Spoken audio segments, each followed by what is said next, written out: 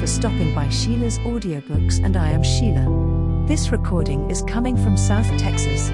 All stories on this recording are in the public domain per United States copyright law. This story is about when Poirot receives an invitation to dinner from Robert Astwell, he is happy to accept.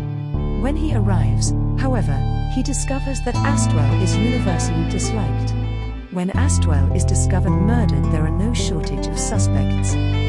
Lady Astwell is convinced that it is the secretary and not her nephew who murdered her husband, but she has no proof, only intuition. She hires Poirot to investigate. The underdog. Lily Margrave smoothed her gloves out on her knee with a nervous gesture, and darted a glance at the occupant of the big chair opposite her. She had heard of M. Hercule Poirot, the well-known investigator, but this was the first time she had seen him in the flesh. The comic, almost ridiculous, aspect that he presented disturbed her conception of him. Could this funny little man, with the egg-shaped head and the enormous moustaches, really do the wonderful things that were claimed for him? His occupation at the moment struck her as particularly childish. He was piling small blocks of colored wood one upon the other, and seemed far more interested in the result than in the story she was telling. At her sudden silence, however, he looked sharply across at her. "Mademoiselle, continue, I pray of you. It is not that I do not attend, I attend very carefully, I assure you." He began once more to pile the little blocks of wood one upon the other, while the girl's voice took up the tale again. It was a gruesome tale, a tale of violence and tragedy, but the voice was so calm and unemotional, the recital was so concise that something of the savor of humanity seemed to have been left out of it. She stopped at last. "I hope," she said anxiously, "that I have made everything clear." Poirot nodded his head several times in emphatic assent. Then he swept his hand across the wooden blocks, scattering them over the table, and, leaning back in his chair, his fingertips pressed together and his eyes on the ceiling, he began to recapitulate. Sir Reuben Astwell was murdered 10 days ago. On Wednesday, the day before yesterday, his nephew, Charles Leveson, was arrested by the police. The facts against him as far as you know are, you will correct me if I am wrong, mademoiselle, Sir Reuben was sitting up late writing in his own special sanctum, the Tower Room. Mr. Leveson came in late, letting himself in with a latch key. He was overheard quarrelling with his uncle by the butler, whose room is directly below the Tower Room. The quarrel ended with a sudden thud as of a chair being thrown over and a half-smothered cry. The butler was alarmed, and thought of getting up to see what was the matter, but as a few seconds later he heard Mr. Leveson leave the room gaily whistling a tune, he thought nothing more of it. On the following morning, however, a housemaid discovered Sir Reuben dead by his desk. He had been struck down by some heavy instrument. The butler, I gather, did not at once tell his story to the police. That was natural, I think, mademoiselle? The sudden question made Lily Margrave start. "I beg your pardon?" she said. "One looks for humanity in these matters, does one not?" said the little man. "As you recited the story to me, so admirably, so concisely, you made of the actors in the drama machines puppets. But me, I look always for human nature. I say to myself, this butler, what did you say his name was?" "His name is Parsons." "This Parsons, then, he will have the characteristics of his class, he will object very strongly to the police, he will tell them as little as possible. Above all, he will say nothing that might seem to incriminate a member of the household. A housebreaker, a burglar, he will cling to that idea with all the strength of extreme obstinacy. Yes, the loyalties of the servant class are an interesting study." He leaned back beaming. "In the meantime," he went on, "everyone in the household has told his or her tale, Mr. Leveson among the rest, and his tale was that he had come in late and gone up to bed without seeing his uncle. That is what he said.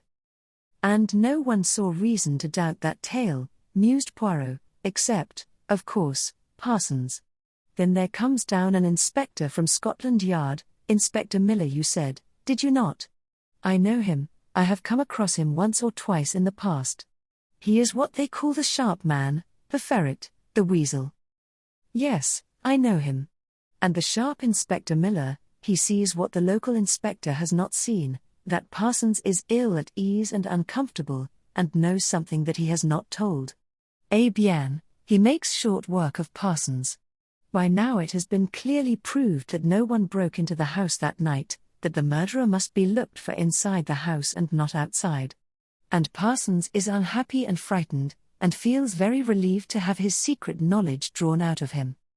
He has done his best to avoid scandal, but there are limits, and so Inspector Miller listens to Parsons' story, and asks a question or two, and then makes some private investigations of his own.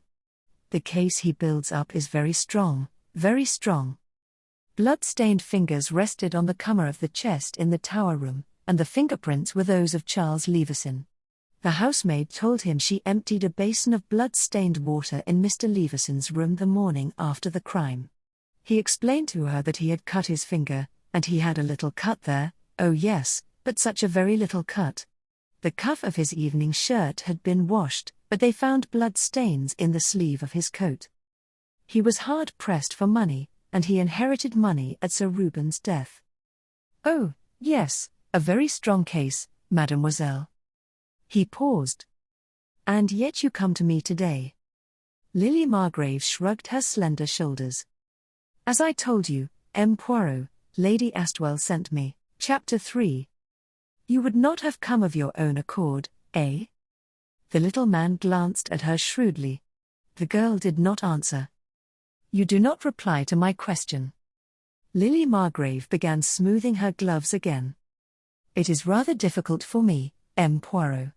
I have my loyalty to Lady Astwell to consider. Strictly speaking, I am only her paid companion, but she has treated me more as though I were a daughter or a niece. She has been extraordinarily kind and, whatever her faults, I should not like to appear to criticize her actions, or well, to prejudice you against taking up the case. Impossible to prejudice Hercule Poirot, cela ne s'y fait pas, declared the little man cheerily. I perceive that you think Lady Astwell has in her bonnet the buzzing bee. Come now, is it not so? If I must say. Speak, mademoiselle. I think the whole thing is simply silly. It strikes you like that, eh? I don't want to say anything against Lady Astwell. I comprehend, murmured Poirot gently. I comprehend perfectly. His eyes invited her to go on. She really is a very good sort, and frightfully kind, but she isn't, how can I put it? She isn't an educated woman. You know she was an actress when Sir Reuben married her, and she has all sorts of prejudices and superstitions. If she says a thing, it must be so, and she simply won't listen to reason. The inspector was not very tactful with her, and it put her back up. She says it is nonsense to suspect Mr. Leveson and just the sort of stupid, pig-headed mistake the police would make, and that, of course, dear Charles did not do it. But she has no reasons, eh? None whatever. Ha! Is that so? Really, now? I told her, said Lily, that it would be no good coming to you with a mere statement like that and nothing to go on. You told her that, said Poirot, did you really? That is interesting. His eyes swept over Lily Margrave in a quick comprehensive survey, taking in the details of her neat black suit, the touch of white at her throat and the smart little black hat. He saw the elegance of her, the pretty face with its slightly pointed chin, and the dark blue, long-lashed eyes. Insensibly his attitude changed. He was interested now, not so much in the case as in the girl sitting opposite him. Lady Astwell is, I should imagine, mademoiselle, just a trifle inclined to be unbalanced and hysterical. Lily Margrave nodded eagerly. That describes her exactly. She is, as I told you, very kind, but it is impossible to argue with her or to make her see things logically. Possibly she suspects someone on her own account, suggested Poirot, someone quite absurd. That is exactly what she does do, cried Lily. She has taken a great dislike to Sir Reuben's secretary, poor man. She says she knows he did it, and yet it has been proved quite conclusively that poor Owen Trefusis cannot possibly have done it. And she has no reasons? Of course not, it is all intuition with her. Lily Margrave's voice was very scornful. "I perceive, mademoiselle," said Poirot, smiling, "that you do not believe in intuition." "I think it is nonsense," replied Lily. Poirot leaned back in his chair. "Les femmes," he murmured, "they like to think that it is a special weapon that the good God has given them, and for every once that it shows them the truth, at least 9 times it leads them astray." "I know," said Lily, "but I have told you what Lady Astwell is like. You simply cannot argue with her. So you, mademoiselle, being wise and discreet, came along to me as you were bidden, and have managed to put me au courant of the situation." Something in the tone of his voice made the girl look up sharply. "Of course, I know," said Lily apologetically, "how very valuable your time is." "You are too flattering, mademoiselle," said Poirot, "but indeed yes, it is true, at this present time I have many cases of moment on hand." "I was afraid that might be so," said Lily, rising. "I will tell Lady Astwell." But Poirot did not rise also. Instead he lay back in his chair and looked steadily up at the girl. "You are in haste to be gone, mademoiselle? Sit down one more little moment, I pray of you." He saw the color flood into her face and ebb out again. She sat down once more slowly and unwillingly. "Mademoiselle is quick and decisive," said Poirot. "She must make allowances for an old man like myself, who comes to his decisions slowly. You mistook me, mademoiselle. I did not say that I would not go down to Lady Astwell." "You will come, then?" The girl's tone was flat. She did not look at Poirot, but down at the ground, and so was unaware of the keen scrutiny with which he regarded her. "Tell Lady Astwell, mademoiselle, that I am entirely at her service. I will be at Mon Repos, is it not, this afternoon?" He rose. The girl followed suit. I will tell her. It is very good of you to come, M. Poirot. I am afraid, though, you will find you have been brought on a wild goose chase." "Very likely, but who knows?" He saw her out with punctilious courtesy to the door. Then he returned to the sitting room, frowning, deep in thought. Once or twice he nodded his head, then he opened the door and called to his valet. "My good George, prepare me, I pray of you, a little valise. I go down to the country this afternoon." "Very good, sir," said George. He was an extremely English-looking person. Tall, cadaverous and unemotional. "A young girl is a very interesting phenomenon, George," said Poirot, as he dropped once more into his armchair and lighted a tiny cigarette. "Especially, you understand, when she has brains. To ask someone to do a thing and at the same time to put them against doing it, that is a delicate operation. It requires finesse. She was very adroit, but Hercule Poirot, my good George, is of a cleverness quite exceptional." "I have heard you say so, sir." "It is not the secretary she has in mind," mused Poirot. "Lady Astwell's accusation of him she treats with contempt.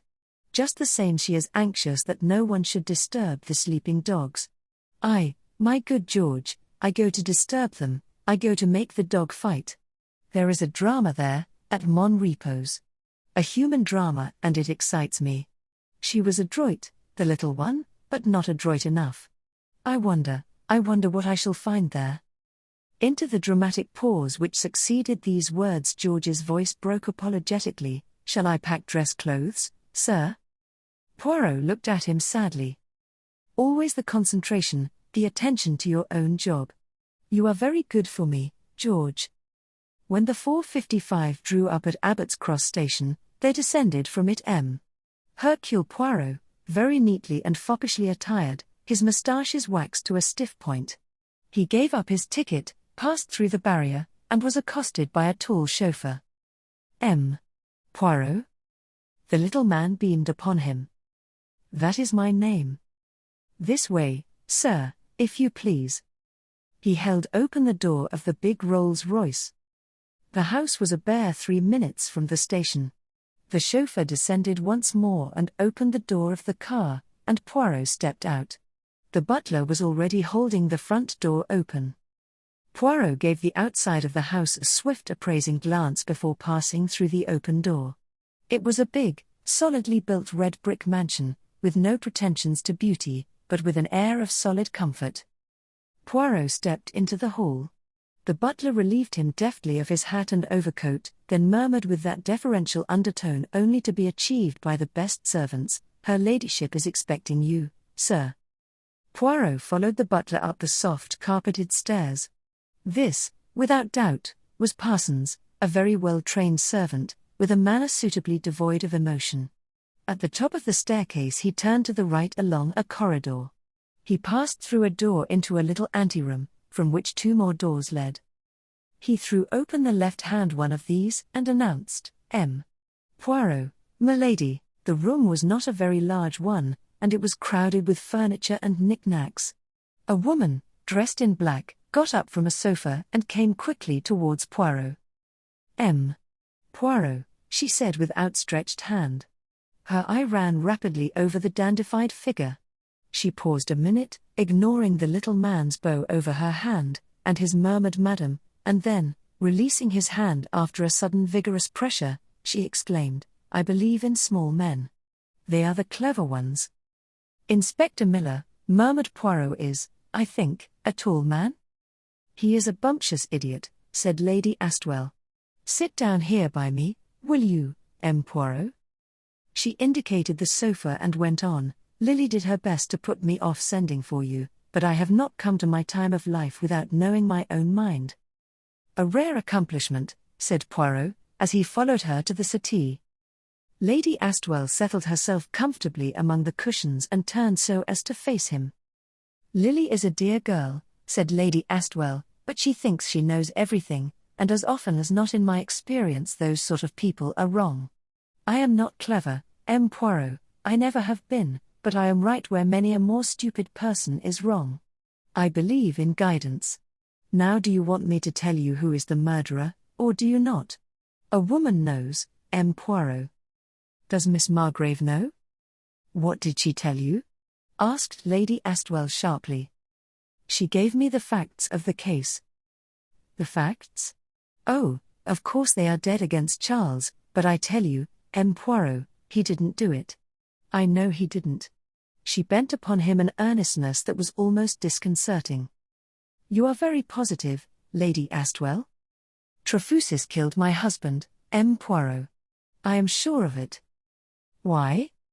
"Why should he kill him, do you mean, or why am I sure? I tell you I know it. I am funny about those things. I make up my mind at once, and I stick to it." "Did Mr. Trefusis benefit in any way by Sir Reuben's death?" "Never left him a penny," returned Lady Astwell promptly. "Now that shows you dear Reuben couldn't have liked or trusted him." "Had he been with Sir Reuben long, then?" "Close on 9 years. "That is a long time," said Poirot softly, "a very long time to remain in the employment of one man." "Yes, Mr. Trefusis, he must have known his employer well." Lady Astwell stared at him. "What are you driving at? I don't see what that has to do with it." "I was following out a little idea of my own," said Poirot. "A little idea, not interesting, perhaps, but original, on the effects of service." Lady Astwell still stared. "You are very clever, aren't you?" she said in rather a doubtful tone. "Everybody says so." Hercule Poirot laughed. "Perhaps you shall pay me that compliment, too, madam, one of these days. But let us return to the motive. Tell me now of your household, of the people who were here in the house on the day of the tragedy." "There was Charles, of course." "He was your husband's nephew, I understand, not yours." "Yes, Carise was the only son of Reuben's sister. She married a comparatively rich man, but one of those crashes came, they do, in the city, and he died, and his wife, too, and Charles came to live with us. He was 23 at the time, and going to be a barrister. But when the trouble came, Reuben took him into his office. He was industrious, Charles? I like a man who is quick on the uptake, said Lady Astwell with a nod of approval. No, that's just the trouble, Charles was not industrious. He was always having rows with his uncle over some muddle or other that he had made. Not that poor Reuben was an easy man to get on with. Many is the time I've told him he had forgotten what it was to be young himself. He was very different in those days, Poirot. Lady Astwell heaved a sigh of reminiscence. Changes must come, madam, said Poirot. It is the law. Still, said Lady Astwell, he was never really rude to me. At least if he was always sorry afterwards, poor dear Reuben. He was difficult, eh? Said Poirot. I could always manage him, said Lady Astwell with the air of a successful lion tamer. But it was rather awkward sometimes when he would lose his temper with the servants. There are ways of doing that, and Reuben's was not the right way. How exactly did Sir Reuben leave his money, Lady Astwell? Half to me and half to Charles, replied Lady Astwell promptly. The lawyers don't put it simply like that, but that's what it amounts to. Poirot nodded his head. I see, he murmured. Now, Lady Astwell, I will demand of you that you will describe to me the household. There was yourself, and Sir Reuben's nephew, Mr. Charles Leveson, and the secretary, Mr. Owen Trefusis, and there was Miss Lily Margrave. Perhaps you will tell me something of that young lady. You want to know about Lily? Yes, she had been with you long? About a year. I have had a lot of secretary companions, you know, but somehow or other they all got on my nerves. Lily was different. She was tactful and full of common sense, and besides she looked so nice. I do like to have a pretty face about me, Poirot. I am a funny kind of person, I take likes and dislikes straight away. As soon as I saw that girl, I said to myself, she'll do. Did she come to you through friends, Lady Astwell? I think she answered an advertisement. Yes, that was it. You know something of her people, of where she comes from? Her father and mother are out in India, I believe. I don't really know much about them, but you can see at a glance that Lily is a lady, can't you, Poirot? Oh, perfectly. Of course, went on Lady Astwell, I am not a lady myself. I know it, and the servants know it, but there is nothing mean-spirited about me. I can appreciate the real thing when I see it, and no one could be nicer than Lily has been to me. I look upon that girl almost as a daughter Poirot, indeed I do. Poirot's right hand strayed out and straightened one or two of the objects lying on a table near him. Did Sir Reuben share this feeling? He asked. His eyes were on the knick-knacks, but doubtless he noted the pause before Lady Astwell's answer came. With a man it's different. Of course they got on very well. Thank you, madam, said Poirot. He was smiling to himself. And these were the only people in the house that night? He asked. Excepting, of course, the servants. Oh, there was Victor. Victor? Yes, my husband's brother, you know, and his partner. He lived with you? No, he had just arrived on a visit. He has been out in West Africa for the past few years. West Africa, murmured Poirot. He had learned that Lady Astwell could be trusted to develop a subject herself if sufficient time was given her. They say it's a wonderful country, but I think it's the kind of place that has a very bad effect upon a man. They drink too much, and they get uncontrolled. None of the Astwells has a good temper, and Victor's, since he came back from Africa, has been simply too shocking.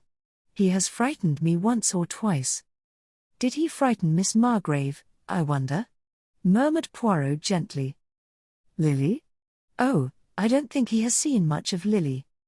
Poirot made a note or two in a diminutive notebook, then he put the pencil back in its loop and returned the notebook to his pocket. I thank you, Lady Astwell. I will now, if I may, interview Parsons. Will you have him up here? Lady Astwell's hand moved towards the bell. Poirot arrested the gesture quickly. No, 1,000 times no. I will descend to him. If you think it is better. Lady Astwell was clearly disappointed at not being able to participate in the forthcoming scene. Poirot adopted an air of secrecy. It is essential, he said mysteriously, and left Lady Astwell duly impressed. He found Parsons in the butler's pantry, polishing silver.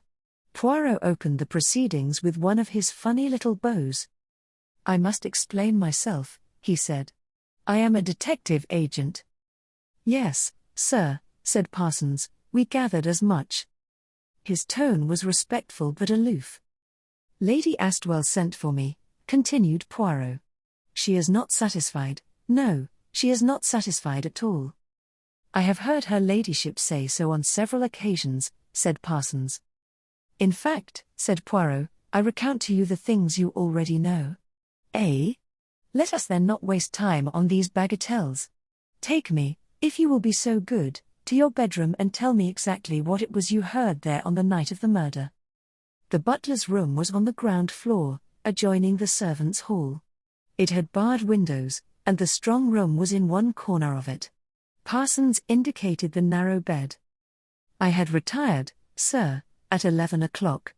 Miss Margrave had gone to bed, and Lady Astwell was with Sir Reuben in the tower room."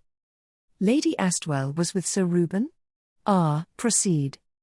"The tower room, sir, is directly over this. If people are talking in it one can hear the murmur of voices, but naturally not anything that is said. I must have fallen asleep about 11:30. It was just 12 o'clock when I was awakened by the sound of the front door being slammed to and knew Mr. Leveson had returned.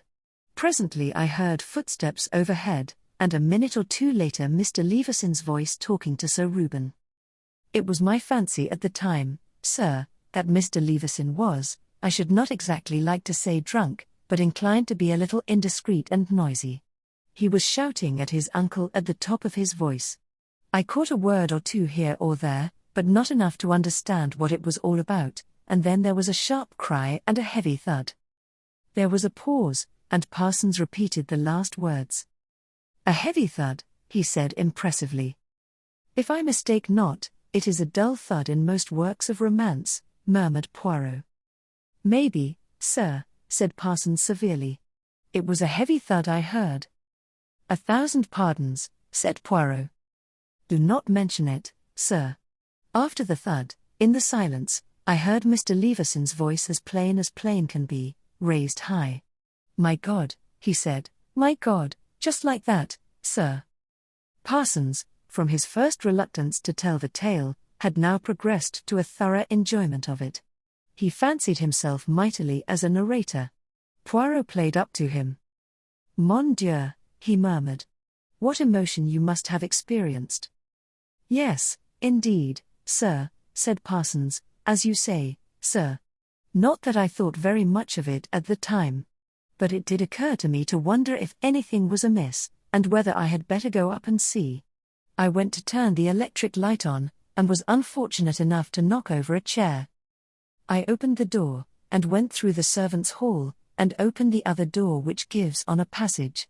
The back stairs lead up from there, and as I stood at the bottom of them, hesitating, I heard Mr. Leveson's voice from up above, speaking hearty and cheery like. 'No harm done, luckily,' he says. 'Good night,' and I heard him move off along the passage to his own room, whistling. Of course I went back to bed at once. Just something knocked over, that's all I thought it was. I ask you, sir, was I to think Sir Reuben was murdered, with Mr. Leveson saying good night and all? You are sure it was Mr. Leveson's voice you heard?" Parsons looked at the little Belgian pityingly, and Poirot saw clearly enough that, right or wrong, Parsons's mind was made up on this point. "Is there anything further you would like to ask me, sir?" "There is one thing," said Poirot. "Do you like Mr. Leveson?" I beg your pardon, sir?" "It is a simple question. Do you like Mr. Leveson?" Parsons, from being startled at first, now seemed embarrassed.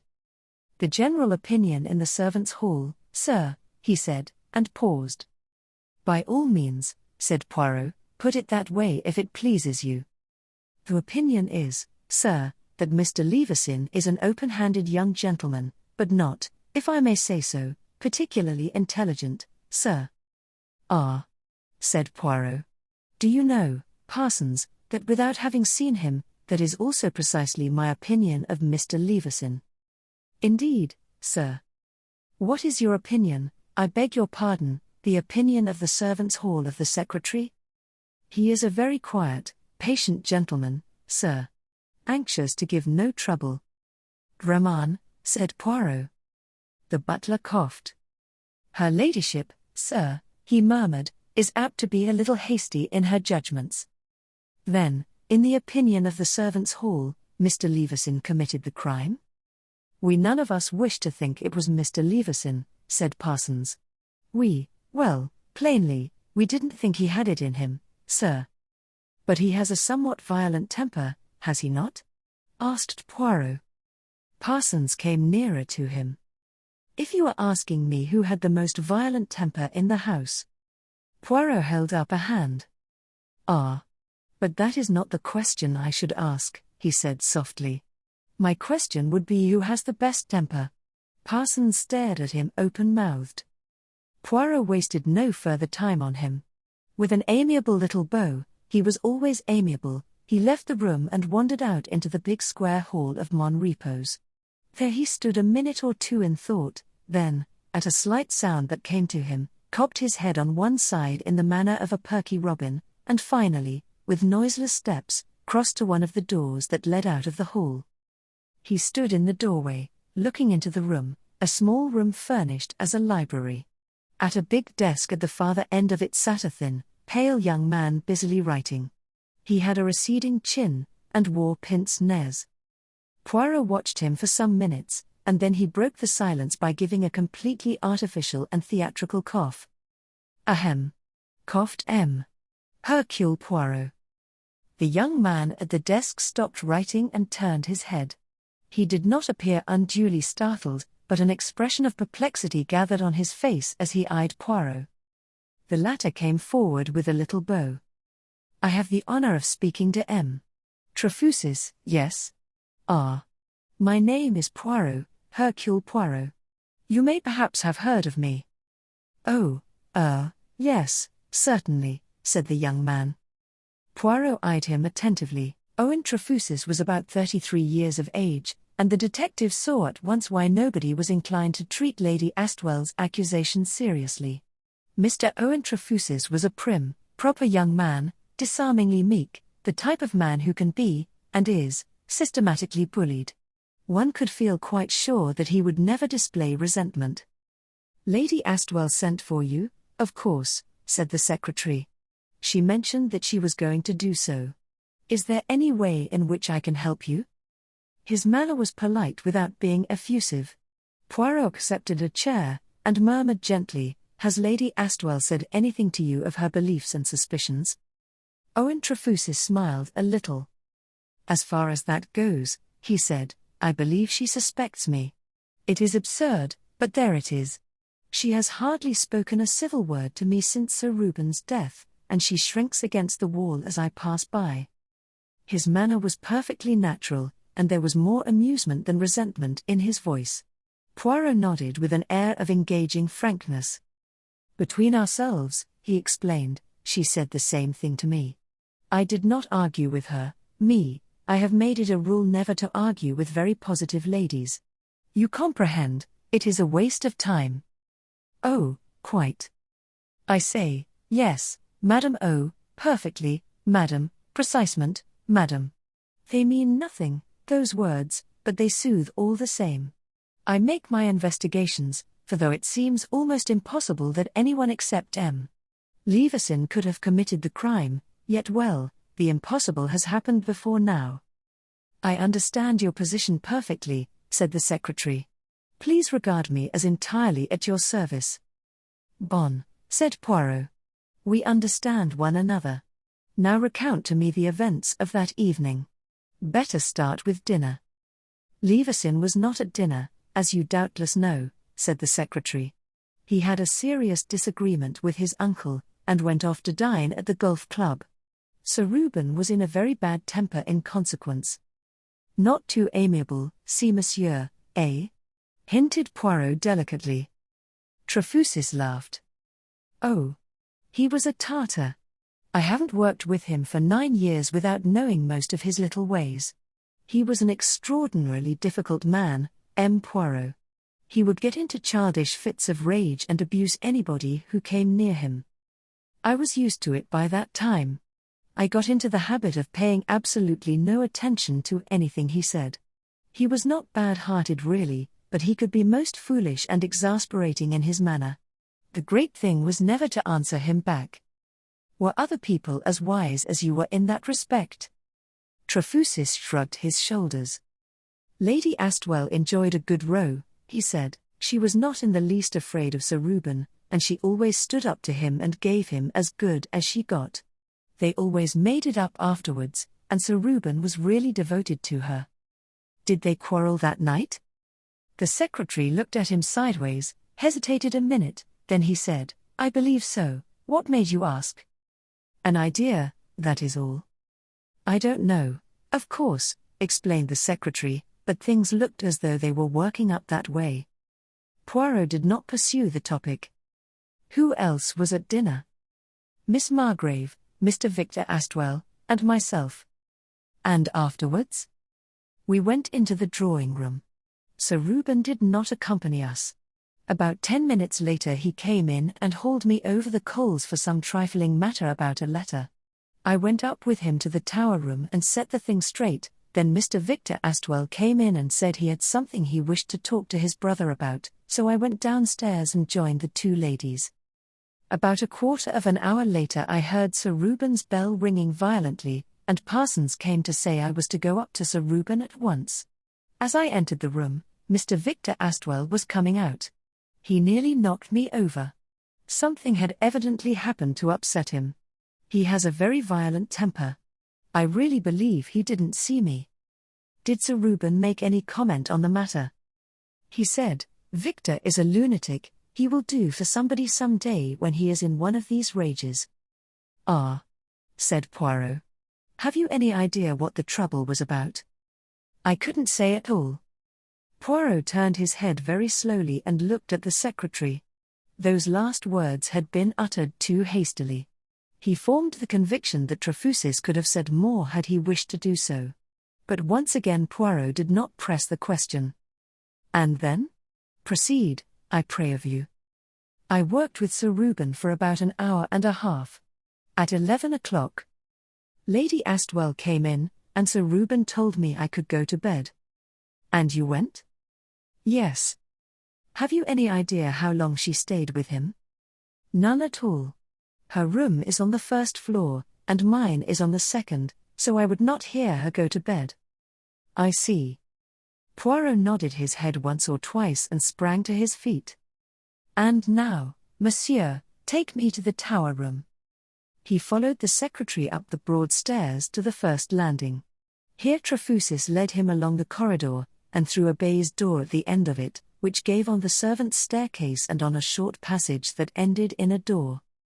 They passed through this door and found themselves on the scene of the crime. It was a lofty room twice as high as any of the others, and was roughly about 30 feet square.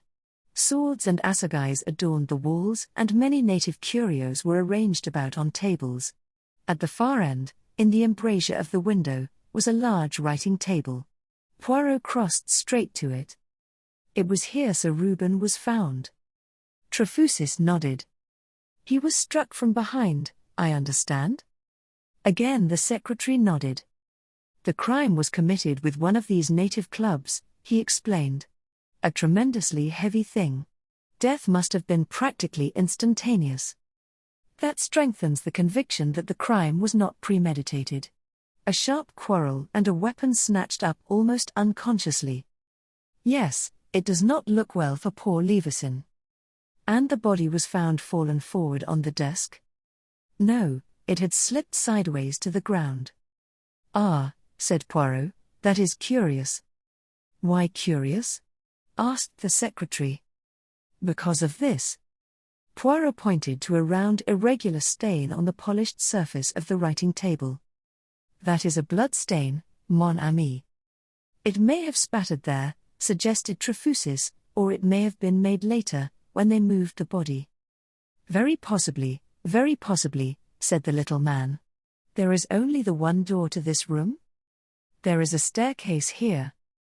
Trefusis pulled aside a velvet curtain in the corner of the room nearest the door, where a small spiral staircase led upwards.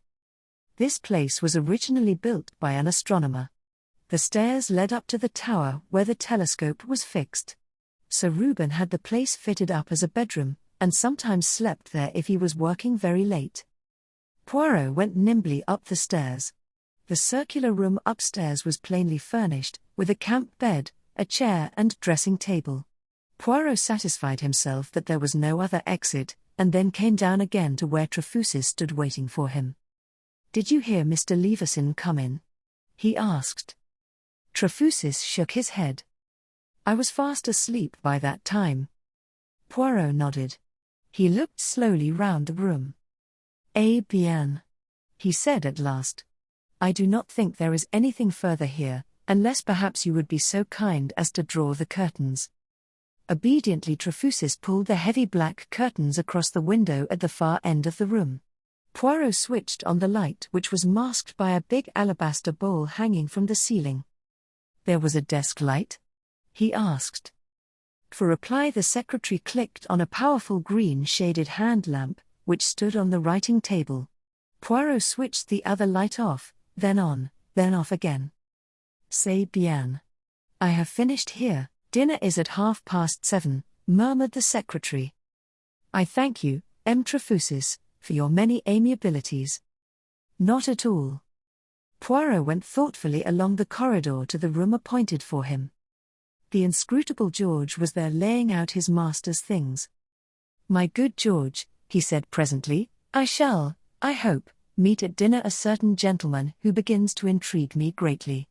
A man who has come home from the tropics, George. With a tropical temper, so it is said. A man whom Parsons tries to tell me about and whom Lily Margrave does not mention. The late Sir Reuben had a temper of his own, George. Supposing such a man to come into contact with a man whose temper was worse than his own, how do you say it? The fur would jump about, eh? Would fly is the correct expression, sir, and it is not always the case, sir, not by a long way. No?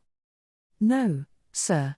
There was my Aunt Jemima, sir, a most shrewish tongue she had, bullied a poor sister of hers who lived with her, something shocking she did.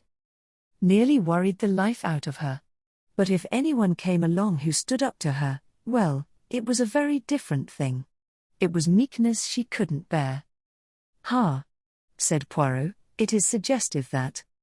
George coughed apologetically. "Is there anything I can do in any way?" he inquired delicately, "to assist you, sir?" "Certainly," said Poirot promptly. "You can find out for me what color evening dress Miss Lily Margrave wore that night, and which housemaid attends her." George received these commands with his usual stolidity. "Very good, sir, I will have the information for you in the morning." Poirot rose from his seat and stood gazing into the fire. "You are very useful to me, George," he murmured. "Do you know, I shall not forget your Aunt Jemima?" Poirot did not, after all, see Victor Astwell that night. A telephone message came from him that he was detained in London. "He attends to the affairs of your late husband's business, eh?" asked Poirot of Lady Astwell. "Victor is a partner," she explained. "He went out to Africa to look into some mining concessions for the firm." "It was mining, wasn't it, Lily?" "Yes, Lady Astwell. Gold mines, I think, or was it copper or tin? You ought to know, Lily, you were always asking Reuben questions about it all. Oh, do be careful, dear, you will have that vase over." "It is dreadfully hot in here with the fire," said the girl. Shall I open the window a little?" "If you like, dear," said Lady Astwell placidly. Poirot watched while the girl went across to the window and opened it. She stood there a minute or two breathing in the cool night air. When she returned and sat down in her seat, Poirot said to her politely, "So mademoiselle is interested in mines?" "Oh, not really," said the girl indifferently. "I listened to Sir Reuben, but I don't know anything about the subject." "You pretended very well, then," said Lady Astwell. "Poor Reuben actually thought you had some ulterior motive in asking all those questions." The little detective's eyes had not moved from the fire, into which he was steadily staring, but nevertheless, he did not miss the quick flush of vexation on Lily Margrave's face. Tactfully he changed the conversation. When the hour for good nights came, Poirot said to his hostess, "May I have just 2 little words with you, madam?" Lily Margrave vanished discreetly. Lady Astwell looked inquiringly at the detective. "You were the last person to see Sir Reuben alive that night?" She nodded.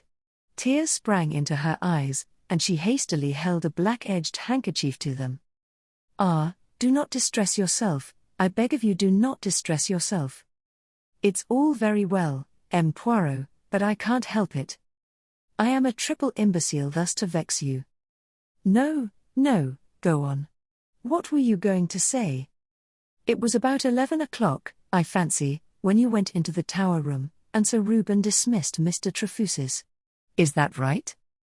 "It must have been about then. How long were you with him?" "It was just 11:45 when I got up to my room. I remember glancing at the clock." "Lady Astwell, will you tell me what your conversation with your husband was about?" Lady Astwell sank down on the sofa and broke down completely. Her sobs were vigorous. "We, quarreled," she moaned. "What about?" Poirot's voice was coaxing, almost tender. "Lots of things. It began with Lily. Reuben took a dislike to her for no reason, and said he had caught her interfering with his papers. He wanted to send her away, and I said she was a dear girl, and I would not have it. And then he started shouting me down, and I wouldn't have that, so I just told him what I thought of him. Not that I really meant it, M. Poirot. He said he had taken me out of the gutter to marry me, and I said, but what does it all matter now? I shall never forgive myself. You know how it is, M. Poirot, I always did say a good row clears the air, and how was I to know someone was going to murder him that very night? Poor old Reuben." Poirot had listened sympathetically to all this outburst. "I have caused you suffering," he said. "I apologize.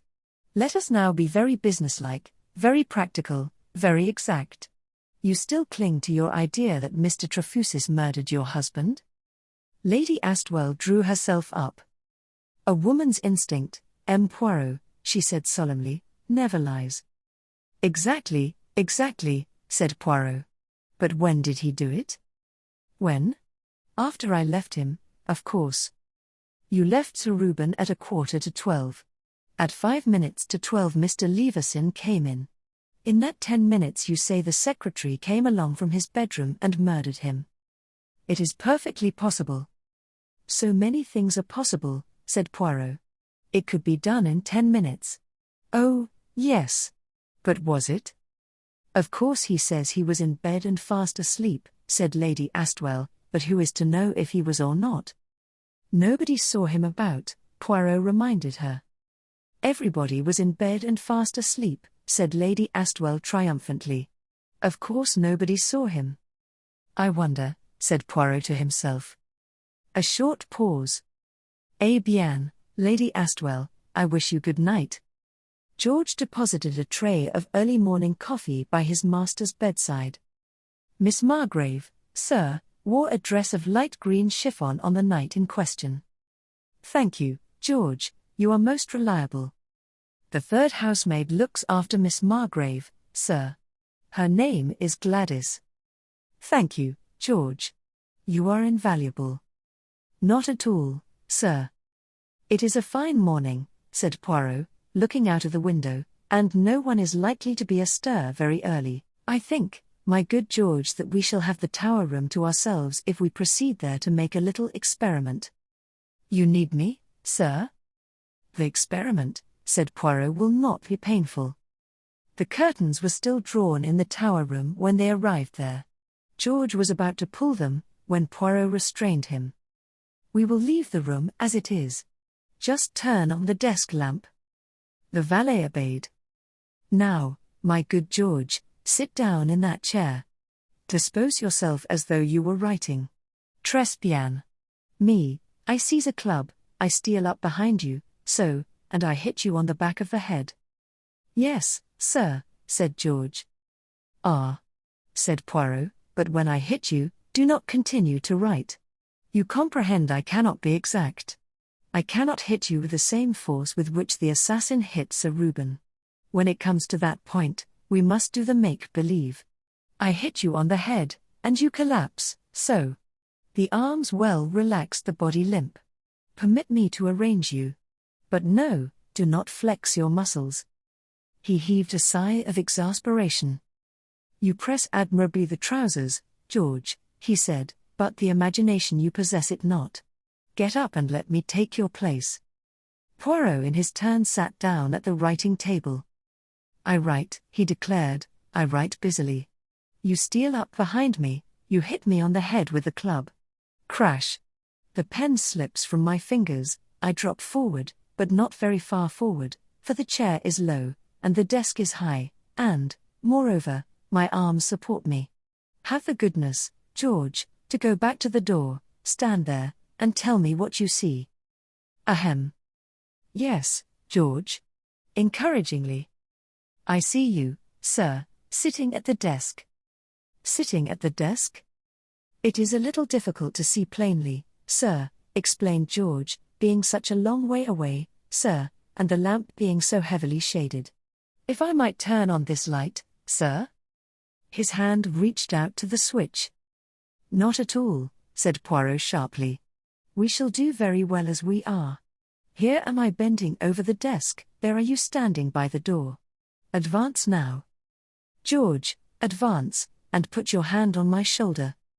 George obeyed. Lean on me a little, George, to steady yourself on your feet, as it were. Ah. Voilà. Hercule Poirot's limp body slid artistically sideways. I collapse so. He observed. Yes, it is very well imagined. There is now something most important that must be done. Indeed, sir? Said the valet. Yes, it is necessary that I should breakfast well. The little man laughed heartily at his own joke. The stomach, George, it must not be ignored. George maintained a disapproving silence. Poirot went downstairs chuckling happily to himself. He was pleased at the way things were shaping. After breakfast he made the acquaintance of Gladys, the third housemaid. He was very interested in what she could tell him of the crime. She was sympathetic towards Charles, although she had no doubt of his guilt. Poor young gentleman, sir, it seems hard, it does, him not being quite himself at the time. He and Miss Margrave should have got on well together, suggested Poirot, as the only two young people in the house. Gladys shook her head. Very stand-offish Miss Lily was with him. She wouldn't have no carryings on, and she made it plain. He was fond of her, was he? Oh, only in passing, so to speak, no harm in it, sir. Mr. Victor Astwell, now he is properly gone on Miss Lily. She giggled. Ah, vraiment. Gladys giggled again. Sweet on her straight away he was. Miss Lily is just like a lily, isn't she, sir? So tall and such a lovely shade of gold hair. She should wear a green evening frock, mused Poirot. There is a certain shade of green. She has one, sir, said Gladys. Of course, she can't wear it now, being in mourning, but she had it on the very night Sir Reuben died. It should be a light green, not a dark green, said Poirot. It is a light green, sir. If you wait a minute I'll show it to you. Miss Lily has just gone out with the dogs. Poirot nodded. He knew that as well as Gladys did. In fact, it was only after seeing Lily safely off the premises that he had gone in search of the housemaid. Gladys hurried away, and returned a few minutes later with a green evening dress on a hanger. Exquise, murmured Poirot, holding up hands of admiration. Permit me to take it to the light a minute. He took the dress from Gladys, turned his back on her and hurried to the window. He bent over it, then held it out at arm's length. It is perfect, he declared. Perfectly ravishing. 1,000 thanks for showing it to me. Not at all, sir, said Gladys. We all know that Frenchmen are interested in ladies' dresses. You are too kind, murmured Poirot. He watched her hurry away again with the dress. Then he looked down at his two hands and smiled. In the right hand was a tiny pair of nail scissors, in the left was a neatly clipped fragment of green chiffon. And now, he murmured, to be heroic. He returned to his own apartment and summoned George. On the dressing table, my good George, you will perceive a gold scarf pin. Yes, sir. On the washstand is a solution of carbolic. Immerse, I pray you, the point of the pin in the carbolic. George did as he was bid. He had long ago ceased to wonder at the vagaries of his master. I have done that, sir. Très bien. Now approach. I tender to you my first finger, insert the point of the pin in it. Excuse me, sir, you want me to prick you, sir? But yes, you have guessed correctly. You must draw blood, you understand, but not too much. George took hold of his master's finger. Poirot shut his eyes and leaned back. The valet stabbed at the finger with the scarf pin, and Poirot uttered a shrill yell. Je vous remercie, George, he said. What you have done is ample. Taking a small piece of green chiffon from his pocket, he dabbed his finger with it gingerly. The operation has succeeded to a miracle, he remarked, gazing at the result. You have no curiosity, George. Now, that is admirable. The valet had just taken a discreet look out of the window. Excuse me, sir, he murmured, a gentleman has driven up in a large car. Ah, said Poirot. He rose briskly to his feet. The elusive Mr. Victor Astwell.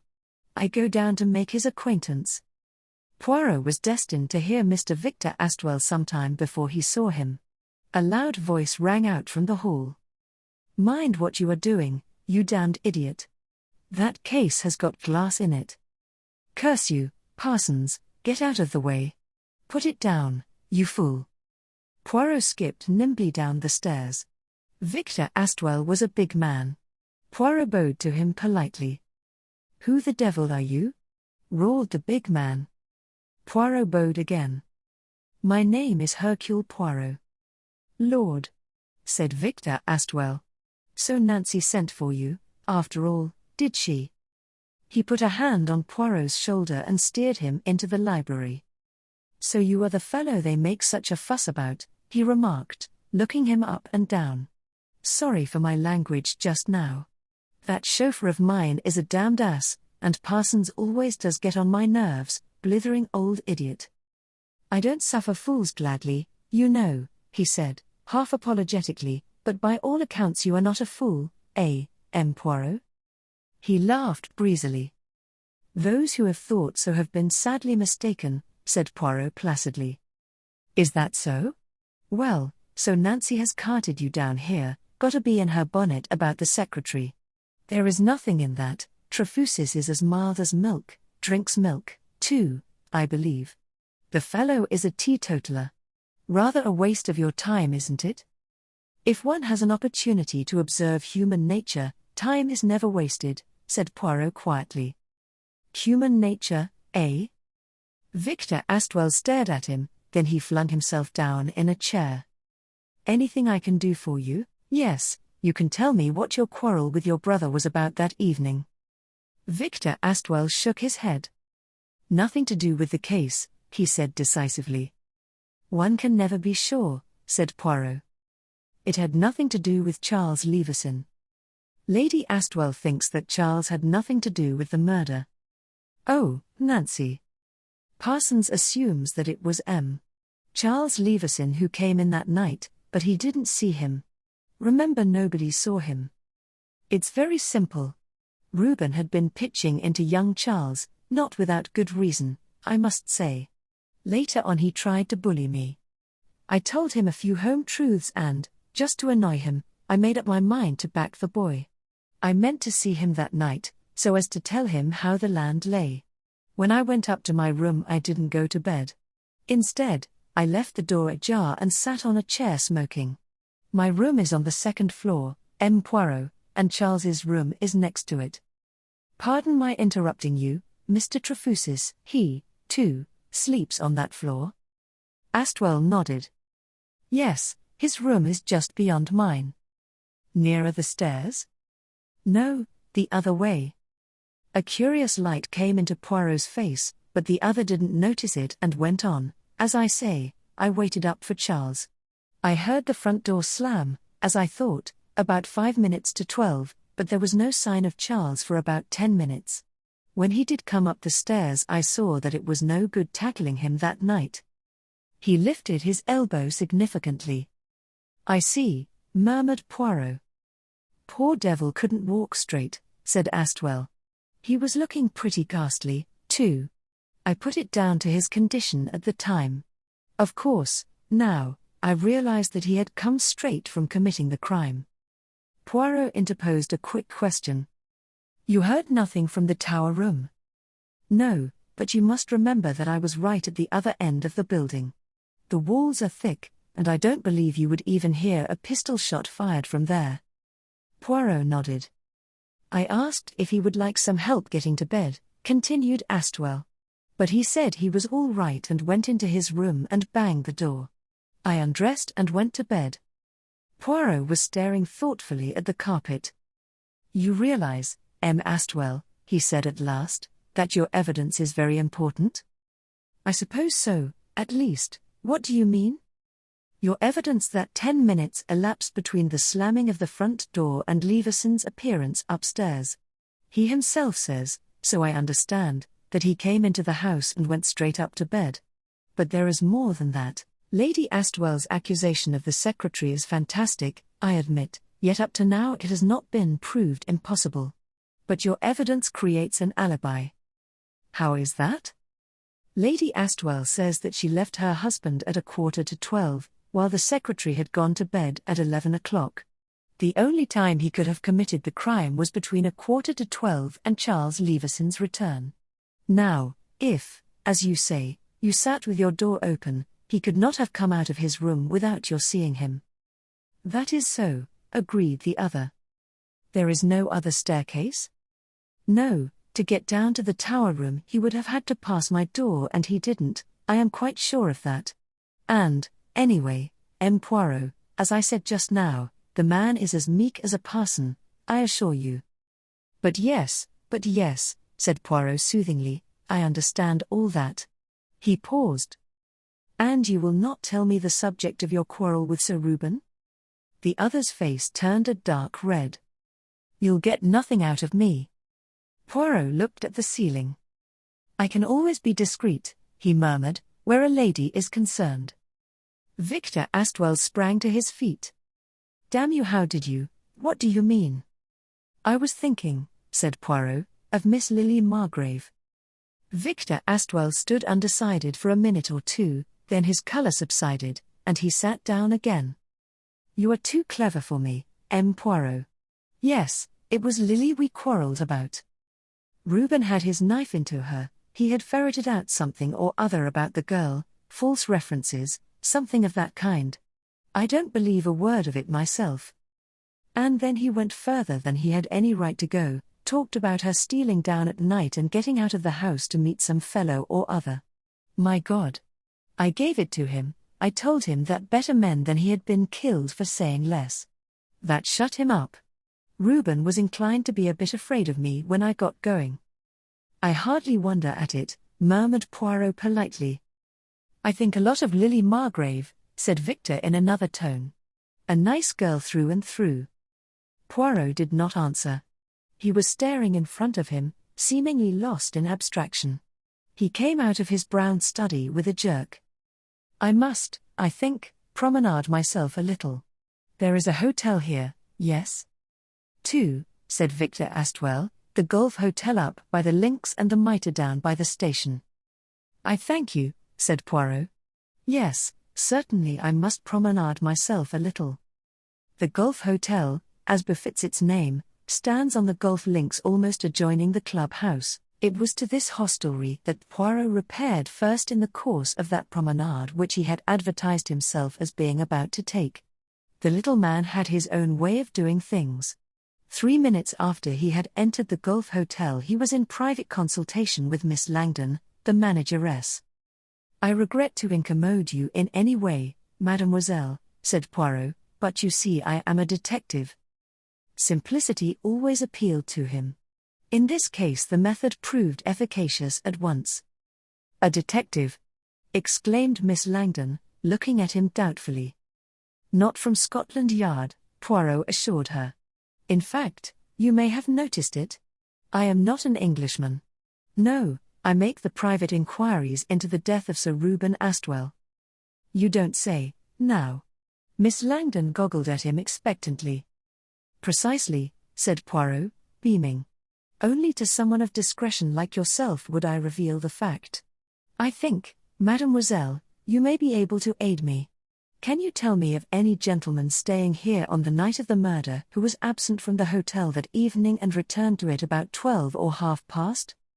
Miss Langdon's eyes opened wider than ever. You don't think?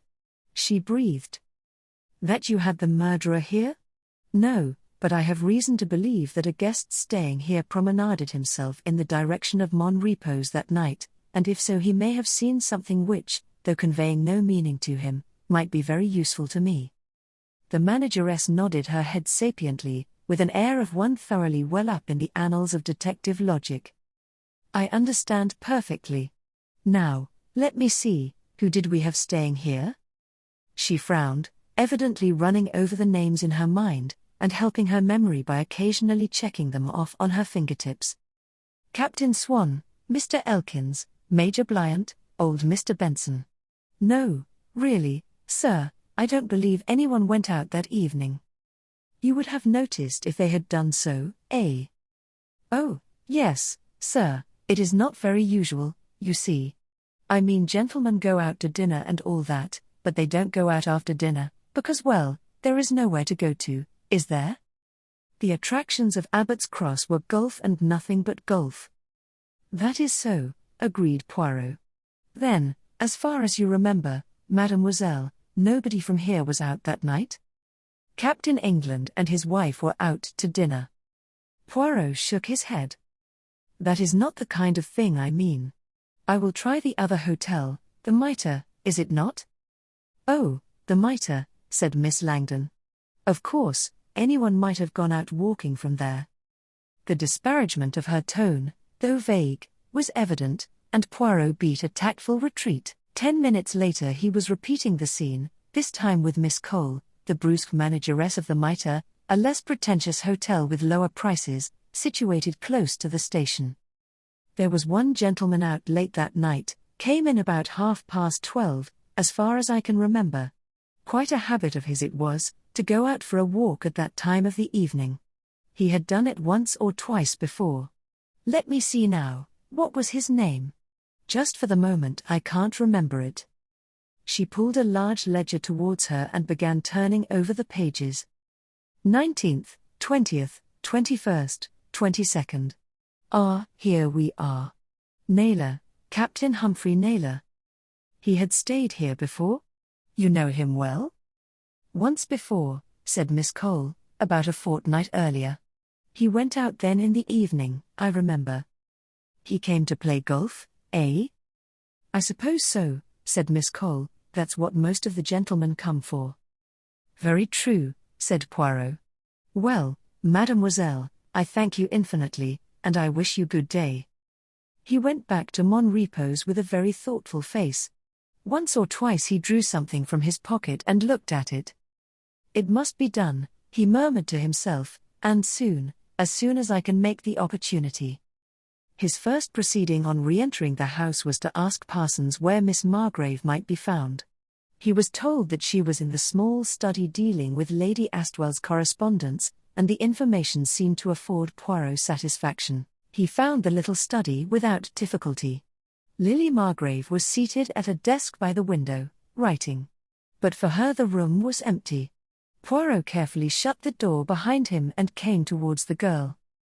I may have a little minute of your time, mademoiselle, you will be so kind. Certainly. Lily Margrave put the papers aside and turned towards him. What can I do for you? On the evening of the tragedy, mademoiselle, I understand that when Lady Astwell went to her husband you went straight up to bed. Is that so? Lily Margrave nodded. You did not come down again, by any chance? The girl shook her head. I think you said, mademoiselle, that you had not at any time that evening been in the tower room. I don't remember saying so, but as a matter of fact that is quite true. I was not in the tower room that evening. Poirot raised his eyebrows. Curious, he murmured. What do you mean? Very curious, murmured Hercule Poirot again. How do you account, then, for this? He drew from his pocket a little scrap of stained green chiffon and held it up for the girl's inspection. Her expression did not change, but he felt rather than heard the sharp intake of breath. I don't understand, M. Poirot. You wore, I understand, a green chiffon dress that evening, mademoiselle. This, he tapped the scrap in his fingers, was torn from it. And you found it in the tower room? Asked the girl sharply. Whereabouts? Hercule Poirot looked at the ceiling. For the moment, shall we just say, in the tower room? For the first time, a look of fear sprang into the girl's eyes. She began to speak, then checked herself. Poirot watched her small white hands clenching themselves on the edge of the desk. I wonder if I did go into the tower room that evening? She mused. Before dinner, I mean. I don't think so. I am almost sure I didn't.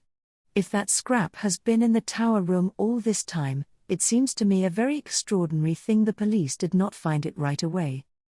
The police, said the little man, do not think of things that Hercule Poirot thinks of. I may have run in there for a minute just before dinner, mused Lily Margrave, or it may have been the night before. I wore the same dress then.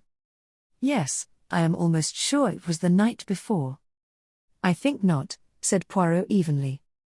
Why? He only shook his head slowly from side to side. What do you mean? Whispered the girl. She was leaning forward, staring at him, all the color ebbing out of her face. You do not notice, mademoiselle, that this fragment is stained? There is no doubt about it, that stain is human blood. You mean?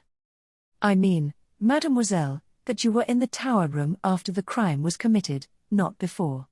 I think you will do well to tell me the whole truth, lest worse should befall you. He stood up now, a stem little figure of a man, his forefinger pointed accusingly at the girl. How did you find out? Gasped Lily. No matter, mademoiselle. I tell you Hercule Poirot knows. I know all about Captain Humphrey Naylor and that you went down to meet him that night. Lily suddenly put her head down on her arms and burst into tears. Immediately Poirot relinquished his accusing attitude. There, my little one, he said, patting the girl on the shoulder. Do not distress yourself. Impossible to deceive Hercule Poirot, once rehearse that and all your troubles will be at an end. And now you will tell me the whole story, will you not? You will tell old Papa Poirot? It is not what you think, it isn't, indeed. Humphrey, my brother, never touched a hair of his head. Your brother, eh? Said Poirot. So that is how the land lies. Well, if you wish to save him from suspicion, you must tell me the whole story now, without reservation. Lily sat up again, pushing back the hair from her forehead. After a minute or two, she began to speak in a low, clear voice. I will tell you the truth, M. Poirot. I can see now that it would be absurd to do anything else. My real name is Lily Naylor, and Humphrey is my only brother. Some years ago, when he was out in Africa, he discovered a gold mine, or rather, I should say, discovered the presence of gold. I can't tell you this part of it properly, because I don't understand the technical details, but what it amounted to was this. The thing seemed likely to be a very big undertaking, and Humphrey came home with letters to Sir Robert Astwell in the hopes of getting him interested in the matter. I don't understand the rights of it even now, but I gather that Sir Reuben sent out an expert to report, and that he subsequently told my brother that the expert's report was unfavorable and that he, Humphrey, had made a great mistake. My brother went back to Africa on an expedition into the interior and was lost sight of. It was assumed that he and the expedition had perished. It was soon after that a company was formed to exploit the Mpala gold fields. When my brother got back to England, he at once jumped to the conclusion that these gold fields were identical with those he had discovered. Sir Robert Astwell had apparently nothing to do with this company, and they had seemingly discovered the place on their own. But my brother was not satisfied. He was convinced that Sir Reuben had deliberately swindled him. He became more and more violent and unhappy about the matter. We two are alone in the world, M. Poirot, and as it was necessary then for me to go out and earn my own living, I conceived the idea of taking a post in this household and trying to find out if any connection existed between Sir Reuben and the Mpala gold fields. For obvious reasons I concealed my real name, and I'll admit frankly that I used a forged reference. There were many applicants for the post, most of them with better qualifications than mine, so well, M. Poirot, I wrote a beautiful letter from the Duchess of Perthshire, who I knew had gone to America. I thought a duchess would have a great effect upon Lady Astwell, and I was quite right. She engaged me on the spot. Since then I have been that hateful thing, a spy, and until lately with no success. Sir Reuben is not a man to give away his business secrets, but when Victor Astwell came back from Africa he was less guarded in his talk, and I began to believe that, after all, Humphrey had not been mistaken. My brother came down here about a fortnight before the murder, and I crept out of the house to meet him secretly at night. I told him the things Victor Astwell had said, and he became very excited and assured me I was definitely on the right track. But after that things began to go wrong. Someone must have seen me stealing out of the house and have reported the matter to Sir Reuben. He became suspicious and hunted up my references, and soon discovered the fact that they were forged. The crisis came on the day of the murder. I think he thought I was after his wife's jewels. Whatever his suspicions were, he had no intention of allowing me to remain any longer at Mon Repos, though he agreed not to prosecute me on account of the references. Lady Astwell took my part throughout and stood up valiantly to Sir Reuben. She paused. Poirot's face was very grave. "And now, mademoiselle," he said, "we come to the night of the murder." Lily swallowed hard and nodded her head. "To begin with, M. Poirot, I must tell you that my brother had come down again, and that I had arranged to creep out and meet him once more. I went up to my room, as I have said, but I did not go to bed. Instead, I waited till I thought everyone was asleep, and then stole downstairs again and out by the side door. I met Humphrey and acquainted him in a few hurried words with what had occurred. I told him that I believed the papers he wanted were in Sir Reuben's safe in the tower room, and we agreed as a last desperate adventure to try and get hold of them that night. I was to go in first and see that the way was clear. I heard the church clock strike 12 as I went in by the side door. I was halfway up the stairs leading to the tower room, when I heard a thud of something falling, and a voice cried out, "My God!" A minute or two afterwards the door of the tower room opened, and Charles Leveson came out. I could see his face quite clearly in the moonlight, but I was crouching some way below him on the stairs where it was dark, and he did not see me at all. He stood there a moment swaying on his feet and looking ghastly. He seemed to be listening. Then with an effort he seemed to pull himself together and, opening the door into the tower room, called out something about there being no harm done. His voice was quite jaunty and debonair, but his face gave the lie to it. He waited a minute more, and then slowly went on upstairs and out of sight. When he had gone I waited a minute or two and then crept to the tower room door. I had a feeling that something tragic had happened. The main light was out, but the desk lamp was on, and by its light I saw Sir Reuben lying on the floor by the desk. I don't know how I managed it, but I nerved myself at last to go over and kneel down by him. I saw at once that he was dead, struck down from behind, and also that he couldn't have been dead long. I touched his hand and it was still quite warm. It was just horrible, M. Poirot. Horrible. She shuddered again at the remembrance. "And then?" said Poirot, looking at her keenly. Lily Margrave nodded. "Yes, M. Poirot, I know what you are thinking. Why didn't I give the alarm and raise the house? I should have done so, I know, but it came over me in a flash, as I knelt there, that my quarrel with Sir Reuben, my stealing out to meet Humphrey, the fact that I was being sent away on the morrow, made a fatal sequence. They would say that I had let Humphrey in, and that Humphrey had killed Sir Reuben out of revenge. If I said that I had seen Charles Leveson leaving the room, no one would believe me. It was terrible, M. Poirot. I knelt there, and thought, and the more I thought the more my nerve failed me. Presently I noticed Sir Reuben's keys which had dropped from his pocket as he fell. Among them was the key of the safe, the combination word I already knew, since Lady Astwell had mentioned it once in my hearing. I went over to that safe, M. Poirot, unlocked it and rummaged through the papers I found there. In the end I found what I was looking for. Humphrey had been perfectly right. Sir Reuben was behind them Parlour Gold Fields, and he had deliberately swindled Humphrey. That made it all the worse. It gave a perfectly definite motive for Humphrey having committed the crime. I put the papers back in the safe, left the key in the door of it, and went straight upstairs to my room. In the morning I pretended to be surprised and horror-stricken, like everyone else, when the housemaid discovered the body. She stopped and looked piteously across at Poirot.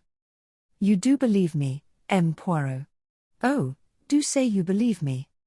"I believe you, mademoiselle," said Poirot. "You have explained many things that puzzled me. Your absolute certainty, for one thing, that Charles Leveson had committed the crime, and at the same time your persistent efforts to keep me from coming down here." Lily nodded. "I was afraid of you," she admitted frankly. "Lady Astwell could not know, as I did, that Charles was guilty, and I couldn't say anything.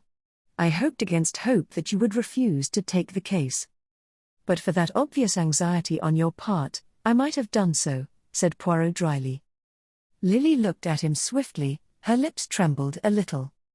"And now, M. Poirot, what are you going to do?" "As far as you are concerned, mademoiselle, nothing. I believe your story, and I accept it. The next step is to go to London and see Inspector Miller." "And then?" asked Lily.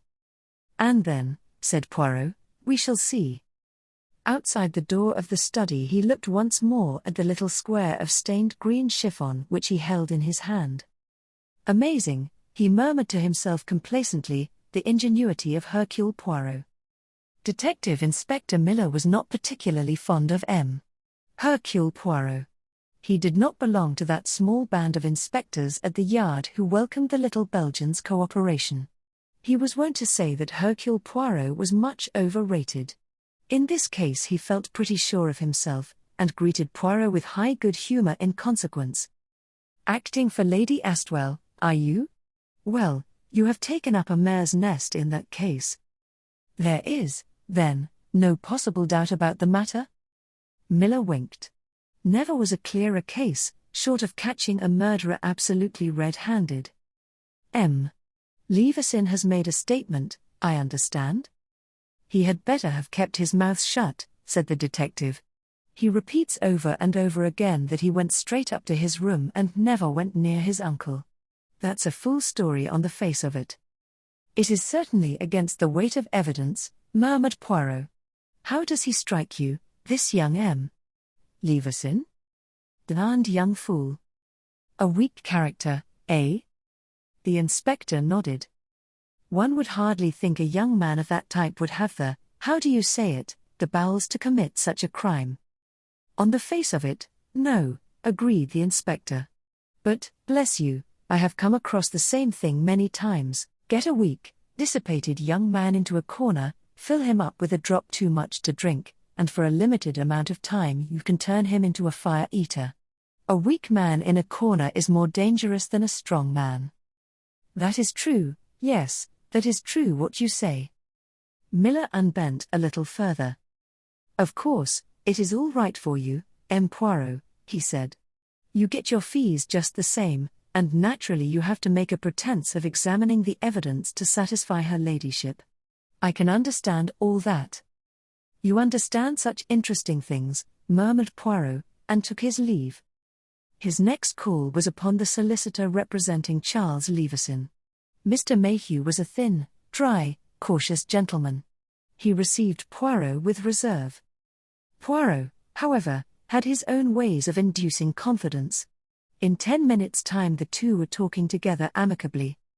"You will understand," said Poirot, I am acting in this case solely on behalf of Mr. Leveson. That is Lady Astwell's wish. She is convinced that he is not guilty." "Yes, yes, quite so," said Mr. Mayhew without enthusiasm. Poirot's eyes twinkled. "You do not perhaps attach much importance to the opinions of Lady Astwell?" he suggested. "She might be just as sure of his guilt tomorrow," said the lawyer dryly. "Her intuitions are not evidence certainly," agreed Poirot, "and on the face of it the case looks very black against this poor young man." "It is a pity he said what he did to the police," said the lawyer. "It will be no good his sticking to that story." "Has he stuck to it with you?" inquired Poirot. Mayhew nodded. "It never varies an iota. He repeats it like a parrot." "And that is what destroys your faith in him," mused the other. "Ah, don't deny it," he added quickly, holding up an arresting hand. "I see it only too plainly. In your heart you believe him guilty. But listen now to me, Hercule Poirot. I present to you a case. This young man comes home, he has drunk the cocktail, and again the cocktail, also without doubt the English whiskey and soda many times. He is full of, what you call it, the courage Dutch, and in that mood he let himself into the house with his latch key, and he goes with unsteady steps up to the tower room. He looks in at the door and sees in the dim light his uncle, apparently bending over the desk. Leveson is full, as we have said, of the courage Dutch. He lets himself go, he tells his uncle just what he thinks of him. He defies him, he insults him, and the more his uncle does not answer back, the more he is encouraged to go on, to repeat himself, to say the same thing over and over again, and each time more loudly, but at last the continued silence of his uncle awakens an apprehension. He goes nearer to him, he lays his hand on his uncle's shoulder and his uncle's figure crumples under his touch and sinks in a heap to the ground. He is sobered then, this Leveson. The chair falls with a crash, and he bends over Sir Reuben. He realizes what has happened, he looks at his hand covered with something warm and red. He is in a panic then, he would give anything on earth to recall the cry which has just sprung from his lips, echoing through the house. Mechanically he picks up the chair, then he hastens out through the door and listens.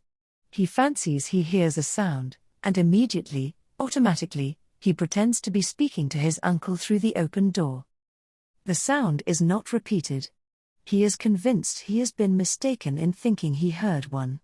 Now all is silence, he creeps up to his room, and at once it occurs to him how much better it will be if he pretends never to have been near his uncle that night.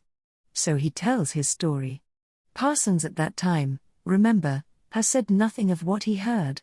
When he does do so, it is too late for Leveson to change. He is stupid, and he is obstinate, he sticks to his story. "Tell me, monsieur, is that not possible?" "Yes," said the lawyer, "I suppose in the way you put it that it is possible." Poirot rose to his feet. "You have the privilege of seeing Leveson," he said. "Put to him the story I have told you, and ask him if it is not true." Outside the lawyer's office, Poirot hailed a taxi. 348 Harley Street, he murmured to the driver. Poirot's departure for London had taken Lady Astwell by surprise, for the little man had not made any mention of what he proposed doing. On his return, after an absence of 24 hours, he was informed by Parsons that Lady Astwell would like to see him as soon as possible. Poirot found the lady in her own boudoir. She was lying down on the divan, her head propped up by cushions, and she looked startlingly ill and haggard, far more so than she had done on the day Poirot arrived. "So you have come back, Poirot?" "I have returned, madam." "You went to London?" Poirot nodded. "You didn't tell me you were going," said Lady Astwell sharply. "1,000 apologies, madam, I am in error, I should have done so. La prochaine fois." "You will do exactly the same," interrupted Lady Astwell with a shrewd touch of humor. "Do things first and tell people afterwards, that is your motto right enough." "Perhaps it has also been madam's motto." His eyes twinkled.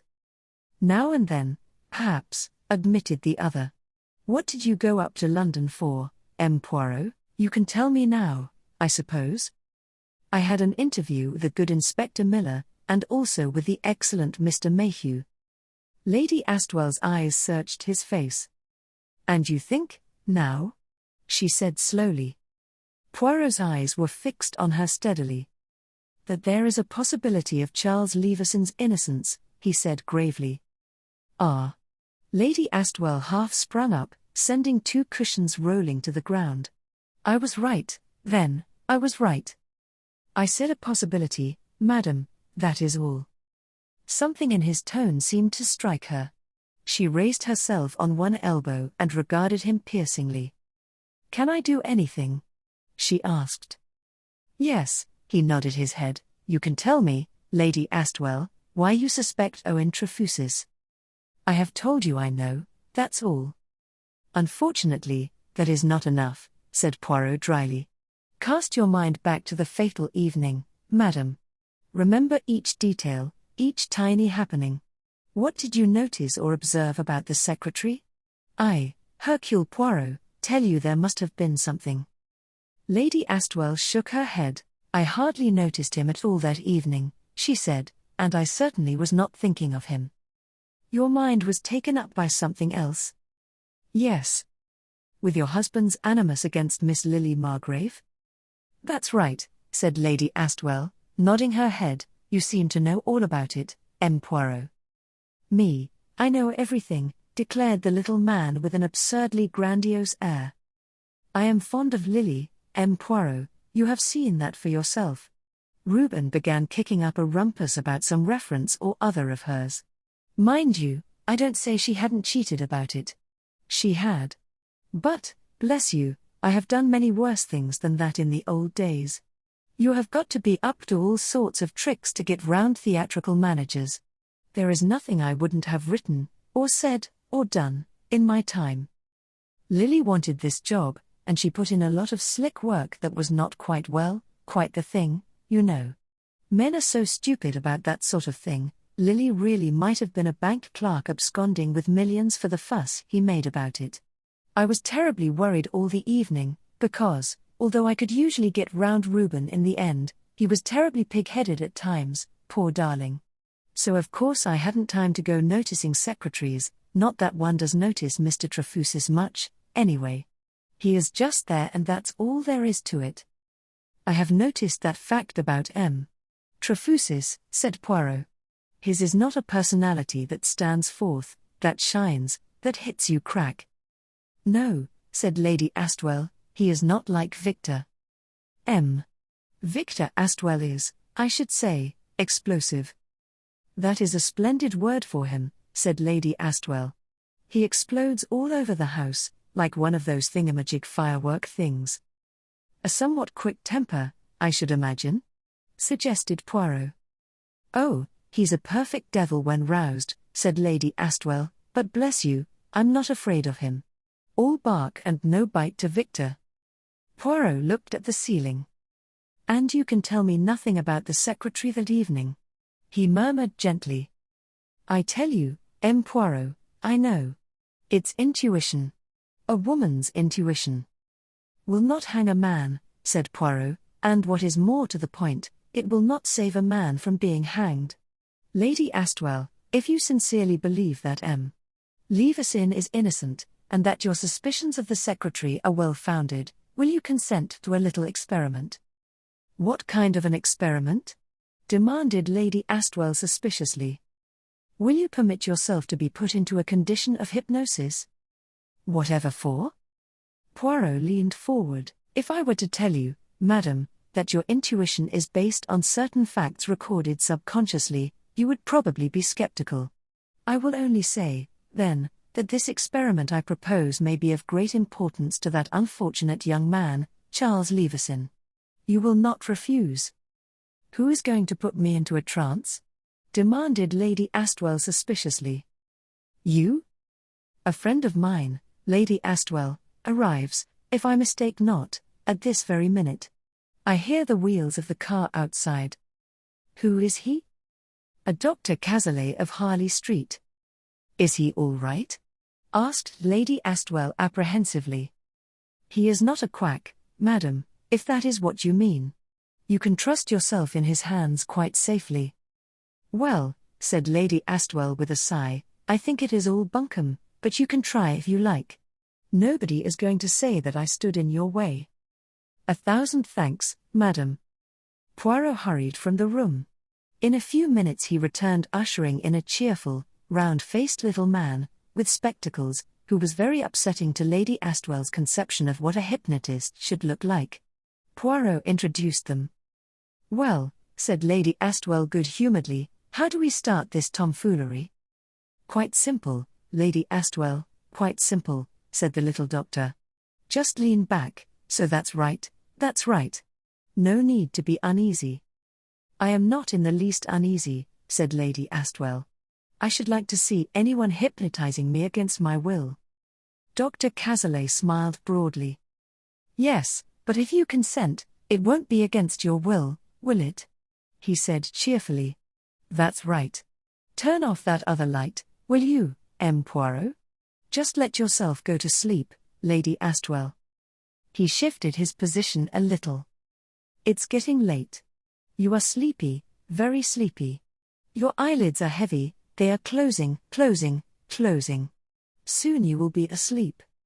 His voice droned on, low, soothing, and monotonous. Presently he leaned forward and gently lifted Lady Astwell's right eyelid. Then he turned to Poirot, nodding in a satisfied manner. That's all right, he said in a low voice. Shall I go ahead? If you please. The doctor spoke out sharply and authoritatively. You are asleep, Lady Astwell, but you hear me, and you can answer my questions. Without stirring or raising an eyelid, the motionless figure on the sofa replied in a low, monotonous voice, I hear you. I can answer your questions. Lady Astwell, I want you to go back to the evening on which your husband was murdered. You remember that evening? Yes. You are at the dinner table. Describe to me what you saw and felt. The prone figure stirred a little restlessly. I am in great distress. I am worried about Lily. We know that. Tell us what you saw. Victor is eating all the salted almonds. He is greedy. Tomorrow I shall tell Parsons not to put the dish on that side of the table. Go on, Lady Astwell. Reuben is in a bad humor tonight. I don't think it is altogether about Lily. It is something to do with business. Victor looks at him in a queer way. Tell us about Mr. Trefusis, Lady Astwell. His left shirt cuff is frayed. He puts a lot of grease on his hair. I wish men didn't, it ruins the covers in the drawing room. Cazalet looked at Poirot, the other made a motion with his head. It is after dinner, Lady Astwell, you are having coffee. Describe the scene to me. The coffee is good tonight. It varies. Cook is very unreliable over her coffee. Lily keeps looking out of the window, I don't know why. Now Reuben comes into the room, he is in one of his worst moods tonight, and bursts out with a perfect flood of abuse to poor Mr. Trefusis. Mr. Trefusis has his hand round the paper knife, the big one with the sharp blade like a knife. How hard he is grasping it, his knuckles are quite white. Look, he has dug it so hard in the table that the point snaps. He holds it just as you would hold a dagger you were going to stick into someone. There, they have gone out together now. Lily has got her green evening dress on, she looks so pretty in green, just like a lily. I must have the covers cleaned next week. Just a minute, Lady Astwell. The doctor leaned across to Poirot. We have got it, I think, he murmured, that action with the paper knife, that's what convinced her that the secretary did the thing. Let us go on to the tower room now. The doctor nodded, and began once more to question Lady Astwell in his high, decisive voice. It is later in the evening, you are in the tower room with your husband. You and he have had a terrible scene together, have you not? Again the figure stirred uneasily. Yes, terrible, terrible. We said dreadful things, both of us. Never mind that now. You can see the room clearly, the curtains were drawn, the lights were on.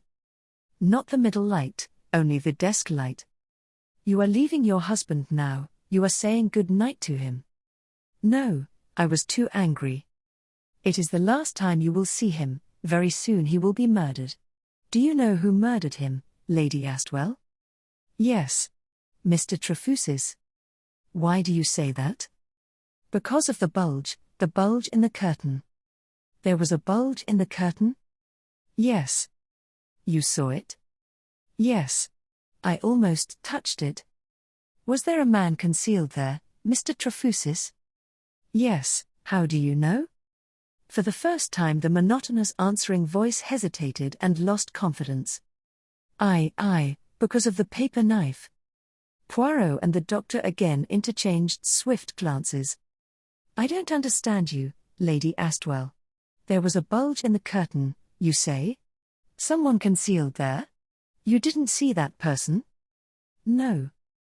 You thought it was Mr. Trefusis because of the way he held the paper knife earlier? Yes. But Mr. Trefusis had gone to bed, had he not? Yes, that's right, he had gone away to his room. So he couldn't have been behind the curtain in the window? No, of course not, he wasn't there. He had said good night to your husband some time before, hadn't he? Yes. And you didn't see him again? No. She was stirring now, throwing herself about, moaning faintly. She is coming out, said the doctor. Well, I think we have got all we can, eh? Poirot nodded. The doctor leaned over Lady Astwell. You are waking, he murmured softly. You are waking now. In another minute you will open your eyes. The two men waited, and presently Lady Astwell sat upright and stared at them both. Have I been having a nap? That's it, Lady Astwell, just a little sleep, said the doctor. She looked at him. Some of your hocus-pocus, eh?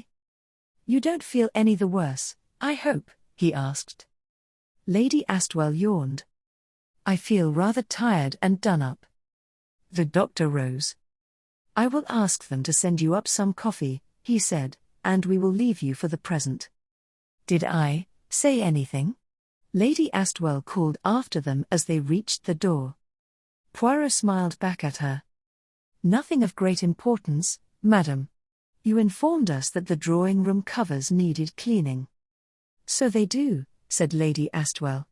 You needn't have put me into a trance to get me to tell you that. She laughed good-humouredly. Anything more? Do you remember M.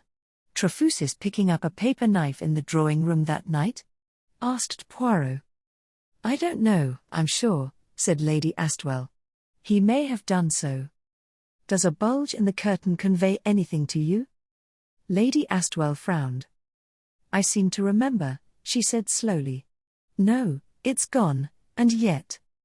Do not distress yourself, Lady Astwell, said Poirot quickly, it is of no importance whatever. The doctor went with Poirot to the latter's room. Well, said Cazalet, I think this explains things pretty clearly. No doubt when Sir Reuben was dressing down the secretary, the latter grabbed tight hold on a paper knife, and had to exercise a good deal of self-control to prevent himself answering back. Lady Astwell's conscious mind was wholly taken up with the problem of Lily Margrave, but her subconscious mind noticed and misconstrued the action. It implanted in her the firm conviction that Trefusis murdered Sir Reuben. Now we come to the bulge in the curtain. That is interesting. I take it from what you have told me of the tower room that the desk was right in the window. There are curtains across that window, of course? Yes, mon ami, black velvet curtains. And there is room in the embrasure of the window for anyone to remain concealed behind them? There would be just room, I think. Then there seems at least a possibility, said the doctor slowly, that someone was concealed in the room, but if so it could not be the secretary, since they both saw him leave the room. It could not be Victor Astwell, for Trefusis met him going out, and it could not be Lily Margrave. Whoever it was must have been concealed there before Sir Reuben entered the room that evening. You have told me pretty well how the land lies. Now what about Captain Naylor? Could it have been he who was concealed there? It is always possible, admitted Poirot. He certainly dined at the hotel, but how soon he went out afterwards is difficult to fix exactly. He returned about 12:30. Then it might have been he, said the doctor, and if so, he committed the crime. He had the motive, and there was a weapon near at hand. You don't seem satisfied with the idea, though? Me, I have other ideas, confessed Poirot. Tell me now, le docteur, supposing for 1 minute that Lady Astwell herself had committed this crime, would she necessarily betray the fact in the hypnotic state? The doctor whistled. So that's what you are getting at? Lady Astwell is the criminal, eh? Of course it is possible, I never thought of it till this minute. She was the last to be with him, and no one saw him alive afterwards. As to your question, I should be inclined to say no. Lady Astwell would go into the hypnotic state with a strong mental reservation, to say nothing of her own part in the crime. She would answer my questions truthfully, but she would be dumb on that one point. Yet I should hardly have expected her to be so insistent on Mr. Trefusis' guilt. I comprehend, said Poirot. But I have not said that I believe Lady Astwell to be the criminal. It is a suggestion, that is all. It is an interesting case, said the doctor after a minute or two. Granting Charles Leveson is innocent, there are so many possibilities: Humphrey Naylor, Lady Astwell, and even Lily Margrave. There is another you have not mentioned, said Poirot quietly, Victor Astwell. According to his own story, he sat in his room with the door open waiting for Charles Leveson's return, but we have only his own words for it, you comprehend? He is the bad-tempered fellow, isn't he? Asked the doctor. The one you told me about. That is so, agreed Poirot. The doctor rose to his feet. Well, I must be getting back to town. You will let me know how things shape, won't you? After the doctor had left, Poirot pulled the bell for George. A cup of tisane, George. My nerves are much disturbed. Certainly, sir, said George. I will prepare it immediately. 10 minutes later he brought a steaming cup to his master. Poirot inhaled the noxious fumes with pleasure. As he sipped it, he soliloquized aloud. The chase is different all over the world. To catch the fox you ride hard with the dogs. You shout, you run, it is a matter of speed. I have not shot the stag myself, but I understand that to do so you crawl for many long hours upon your stomach. My friend Hastings has recounted the affair to me. Our method here, my good George, must be neither of these. Let us reflect upon the household cat. For many long, weary hours, he watches the mouse hole, he makes no movement, he betrays no energy, but he does not go away. He sighed and put the empty cup down on its saucer. I told you to pack for a few days. Tomorrow, my good George, you will go to London and bring down what is necessary for a fortnight. Very good, sir, said George. As usual he displayed no emotion. The apparently permanent presence of Hercule Poirot at Mon Repos was disquieting to many people. Victor Astwell remonstrated with his sister-in-law about it. It's all very well, Nancy. You don't know what fellows of that kind are like. He has found jolly comfortable quarters here, and he is evidently going to settle down comfortably for about a month, charging you several guineas a day all the while. Lady Astwell's reply was to the effect that she could manage her own affairs without interference. Lily Margrave tried earnestly to conceal her perturbation. At the time, she had felt sure that Poirot believed her story. Now she was not so certain. Poirot did not play an entirely quiescent game. On the 5th day of his sojourn he brought down a small thumbograph album to dinner. As a method of getting the thumbprints of the household, it seemed a rather clumsy device, yet not perhaps so clumsy as it seemed, since no one could afford to refuse their thumbprints. Only after the little man had retired to bed did Victor Astwell state his views. You see what it means, Nancy. He is out after one of us. Don't be absurd, Victor. Well, what other meaning could that blinking little book of his have? Poirot knows what he is doing, said Lady Astwell complacently, and looked with some meaning at Owen Trefusis. On another occasion, Poirot introduced the game of tracing footprints on a sheet of paper.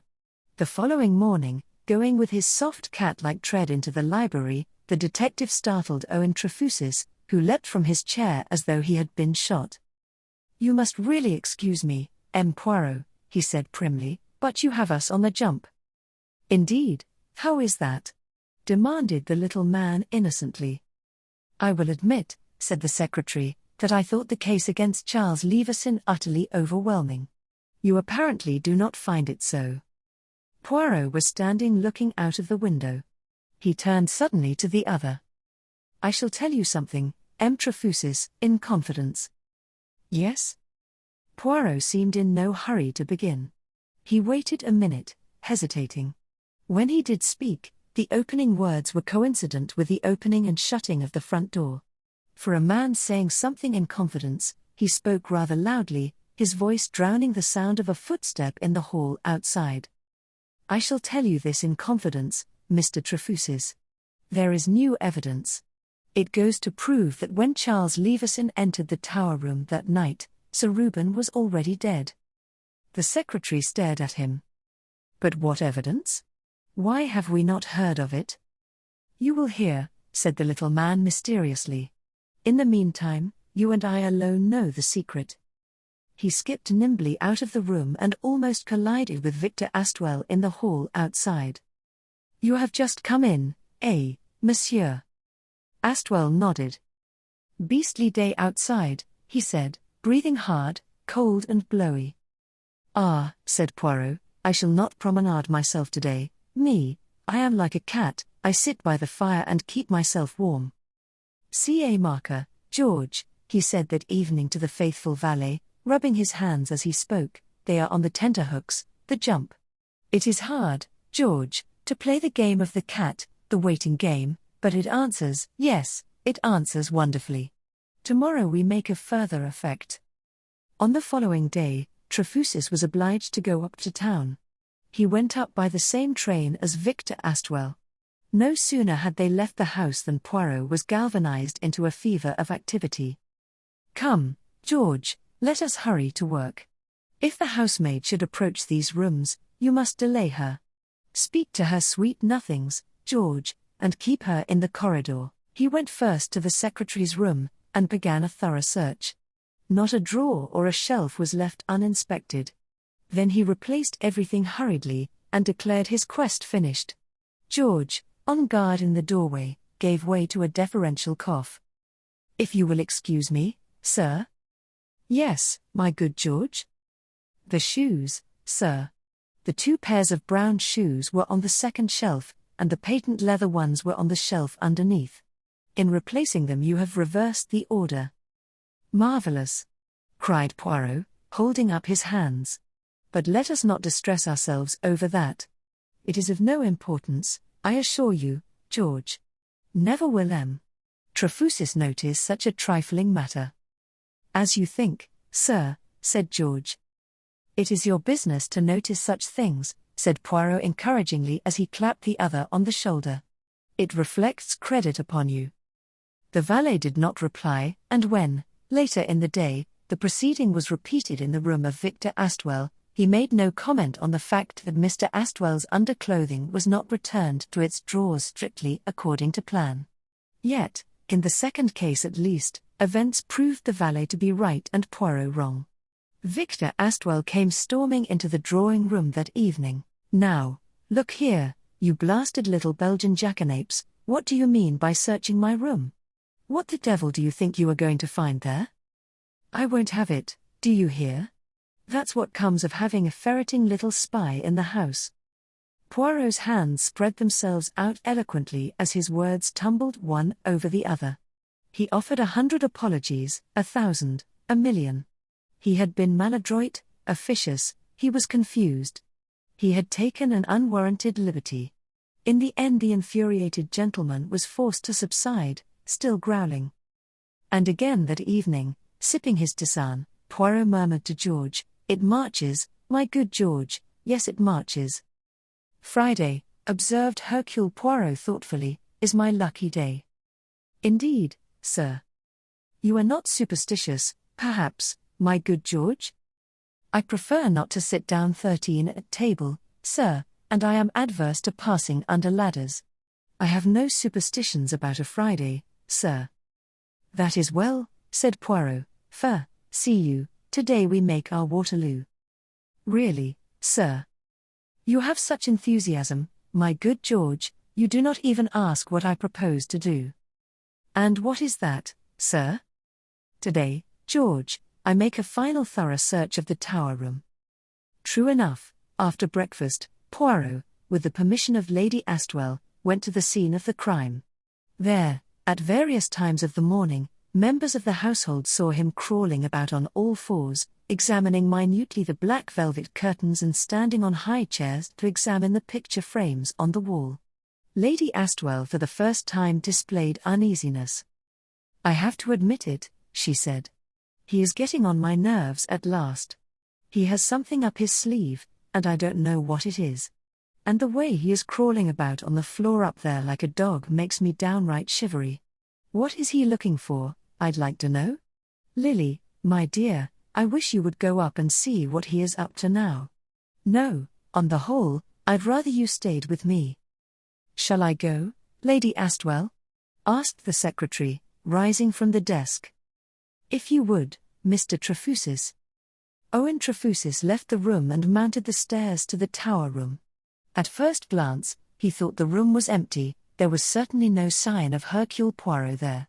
He was just returning to go down again when a sound caught his ears. He then saw the little man halfway down the spiral staircase that led to the bedroom above. He was on his hands and knees, in his left hand was a little pocket lens, and through this he was examining minutely something on the woodwork beside the stair carpet. As the secretary watched him, he uttered a sudden grunt, and slipped the lens into his pocket. He then rose to his feet, holding something between his finger and thumb. At that moment he became aware of the secretary's presence. M. Trefusis, I didn't hear you enter. He was in that moment a different man. Triumph and exultation beamed all over his face. Trefusis stared at him in surprise. What is the matter, M. Poirot? You look very pleased. The little man puffed out his chest. Yes, indeed. See you, I have at last found that which I have been looking for from the beginning. I have here between my finger and thumb the one thing necessary to convict the criminal. Then, the secretary raised his eyebrows. It was not Charles Leveson? It was not Charles Leveson, said Poirot. Until this moment, though I know the criminal, I am not sure of his name, but at last all is clear. He stepped down the stairs and tapped the secretary on the shoulder. I am obliged to go to London immediately. Speak to Lady Astwell for me. Will you request of her that everyone should be assembled in the tower room this evening at 9 o'clock? I shall be there then, and I shall reveal the truth. Me, but I am well content. And, breaking into a fantastic little dance, he skipped from the tower room. Trefusis was left staring after him. A few minutes later Poirot appeared in the library, demanding if anyone could supply him with a little cardboard box. Unfortunately, I have not such a thing with me, he explained, and there is something of great value that it is necessary for me to put inside. From one of the drawers in the desk Trefusis produced a small box, and Poirot professed himself highly delighted with it. He hurried upstairs with his treasure trove. Meeting George on the landing, he handed the box to him. There is something of great importance inside, he explained. Place it, my good George, in the second drawer of my dressing table, beside the jewel case that contains my pearl studs. Very good, sir, said George. Do not break it, said Poirot. Be very careful. Inside that box is something that will hang a criminal. You don't say, sir, said George.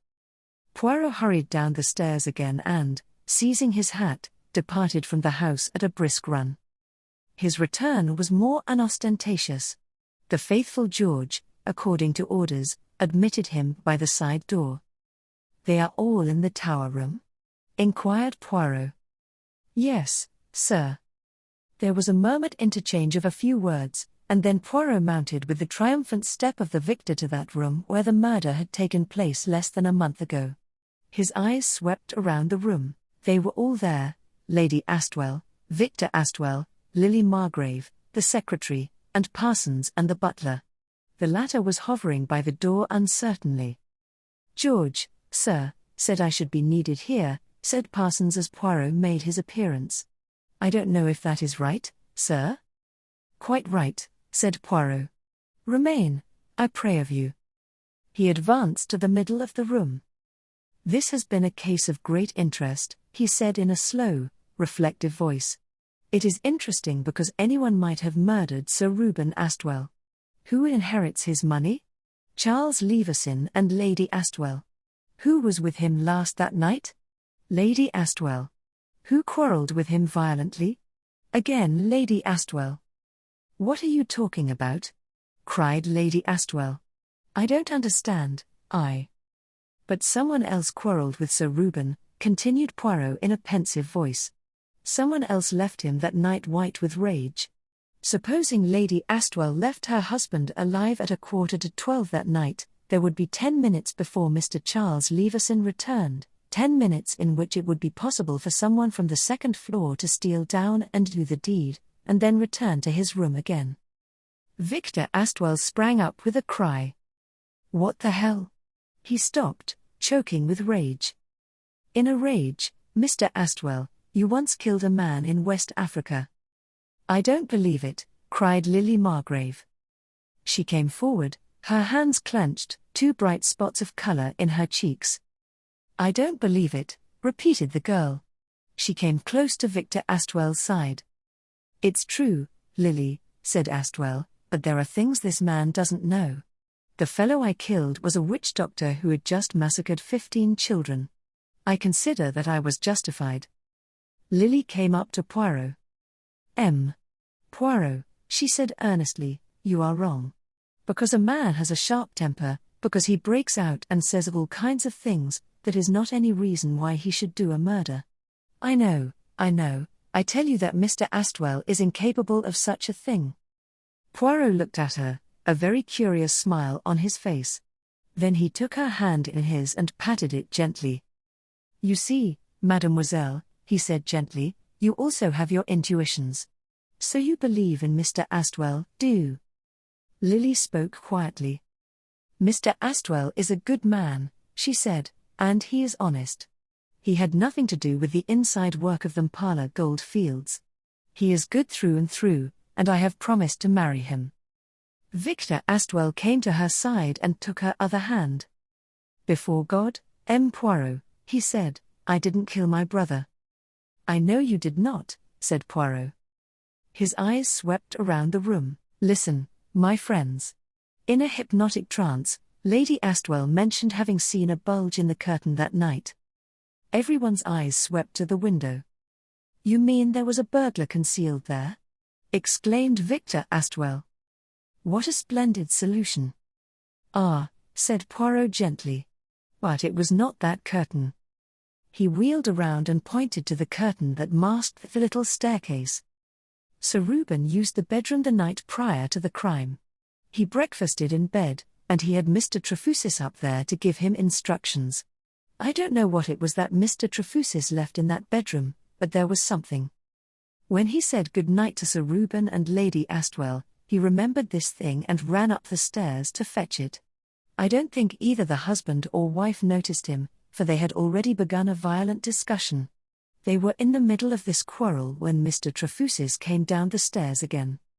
The things they were saying to each other were of so intimate and personal a nature that Mr. Trefusis was placed in a very awkward position. It was clear to him that they imagined he had left the room some time ago. Fearing to arouse Sir Reuben's anger against himself, he decided to remain where he was and slip out later. He stayed there behind the curtain, and as Lady Astwell left the room she subconsciously noticed the outline of his form there.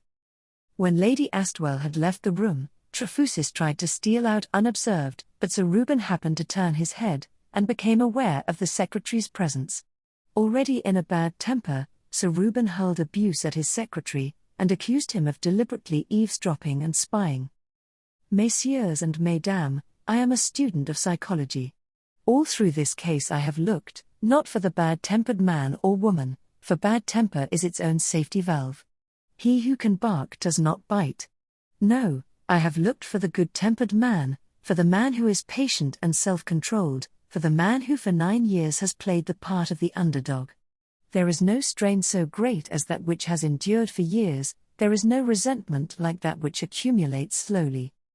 For 9 years Sir Reuben has bullied and browbeaten his secretary, and for 9 years that man has endured in silence. But there comes a day when at last the strain reaches its breaking point. Something snaps. It was so that night. Sir Reuben sat down at his desk again, but the secretary, instead of turning humbly and meekly to the door, picks up the heavy wooden club, and strikes down the man who had bullied him once too often. He turned to Trefusis, who was staring at him as though turned to stone. It was so simple, your alibi. Mr. Astwell thought you were in your room, but no one saw you go there. You were just stealing out after striking down Sir Reuben when you heard a sound, and you hastened back to cover, behind the curtain. You were behind there when Charles Leveson entered the room, you were there when Lily Margrave came. It was not till long after that you crept up through a silent house to your bedroom. Do you deny it? Trefusis began to stammer. I never. Ah. Let us finish this. For 2 weeks now I have played the comedy. I have showed you the net closing slowly around you. The fingerprints, footprints, the search of your room with the things artistically replaced. I have struck terror into you with all of this. You have lain awake at night fearing and wondering, did you leave a fingerprint in the room or a footprint somewhere? Again and again you have gone over the events of that night wondering what you have done or left undone, and so I brought you to the state where you made a slip. I saw the fear leap into your eyes today when I picked up something from the stairs where you had stood hidden that night. Then I made a great parade, the little box, the entrusting of it to George, and I go out. Poirot turned towards the door. George. I am here, sir. The valet came forward. Will you tell these ladies and gentlemen what my instructions were? I was to remain concealed in the wardrobe in your room, sir, having placed the cardboard box where you told me to. At 3:30 this afternoon, sir, Mr. Trefusis entered the room. He went to the drawer and took out the box in question. And in that box, continued Poirot, was a common pin. Me, I speak always the truth. I did pick up something on the stairs this morning. That is your English saying, is it not? See a pin and pick it up, all the day you'll have good luck. Me, I have had good luck, I have found the murderer. He turned to the secretary. You see? He said gently. You betrayed yourself. Suddenly Trefusis broke down. He sank into a chair sobbing, his face buried in his hands. I was mad, he groaned. I was mad. But, oh, my God, he badgered and bullied me beyond bearing. For years I had hated and loathed him. I knew, cried Lady Astwell. She sprang forward, her face irradiated with savage triumph. I knew that man had done it. She stood there, savage and triumphant. And you were right, said Poirot. One may call things by different names, but the fact remains. Your intuition, Lady Astwell, proved correct. I felicitate you. The end.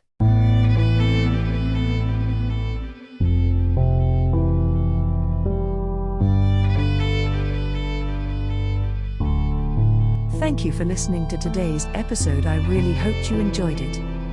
There will be more to come. Please subscribe not to miss out on what is next. I will be looking forward to your return. The music is by Madfan from Pixabay. To support this and other artists, go to pixabay.com. Sheila.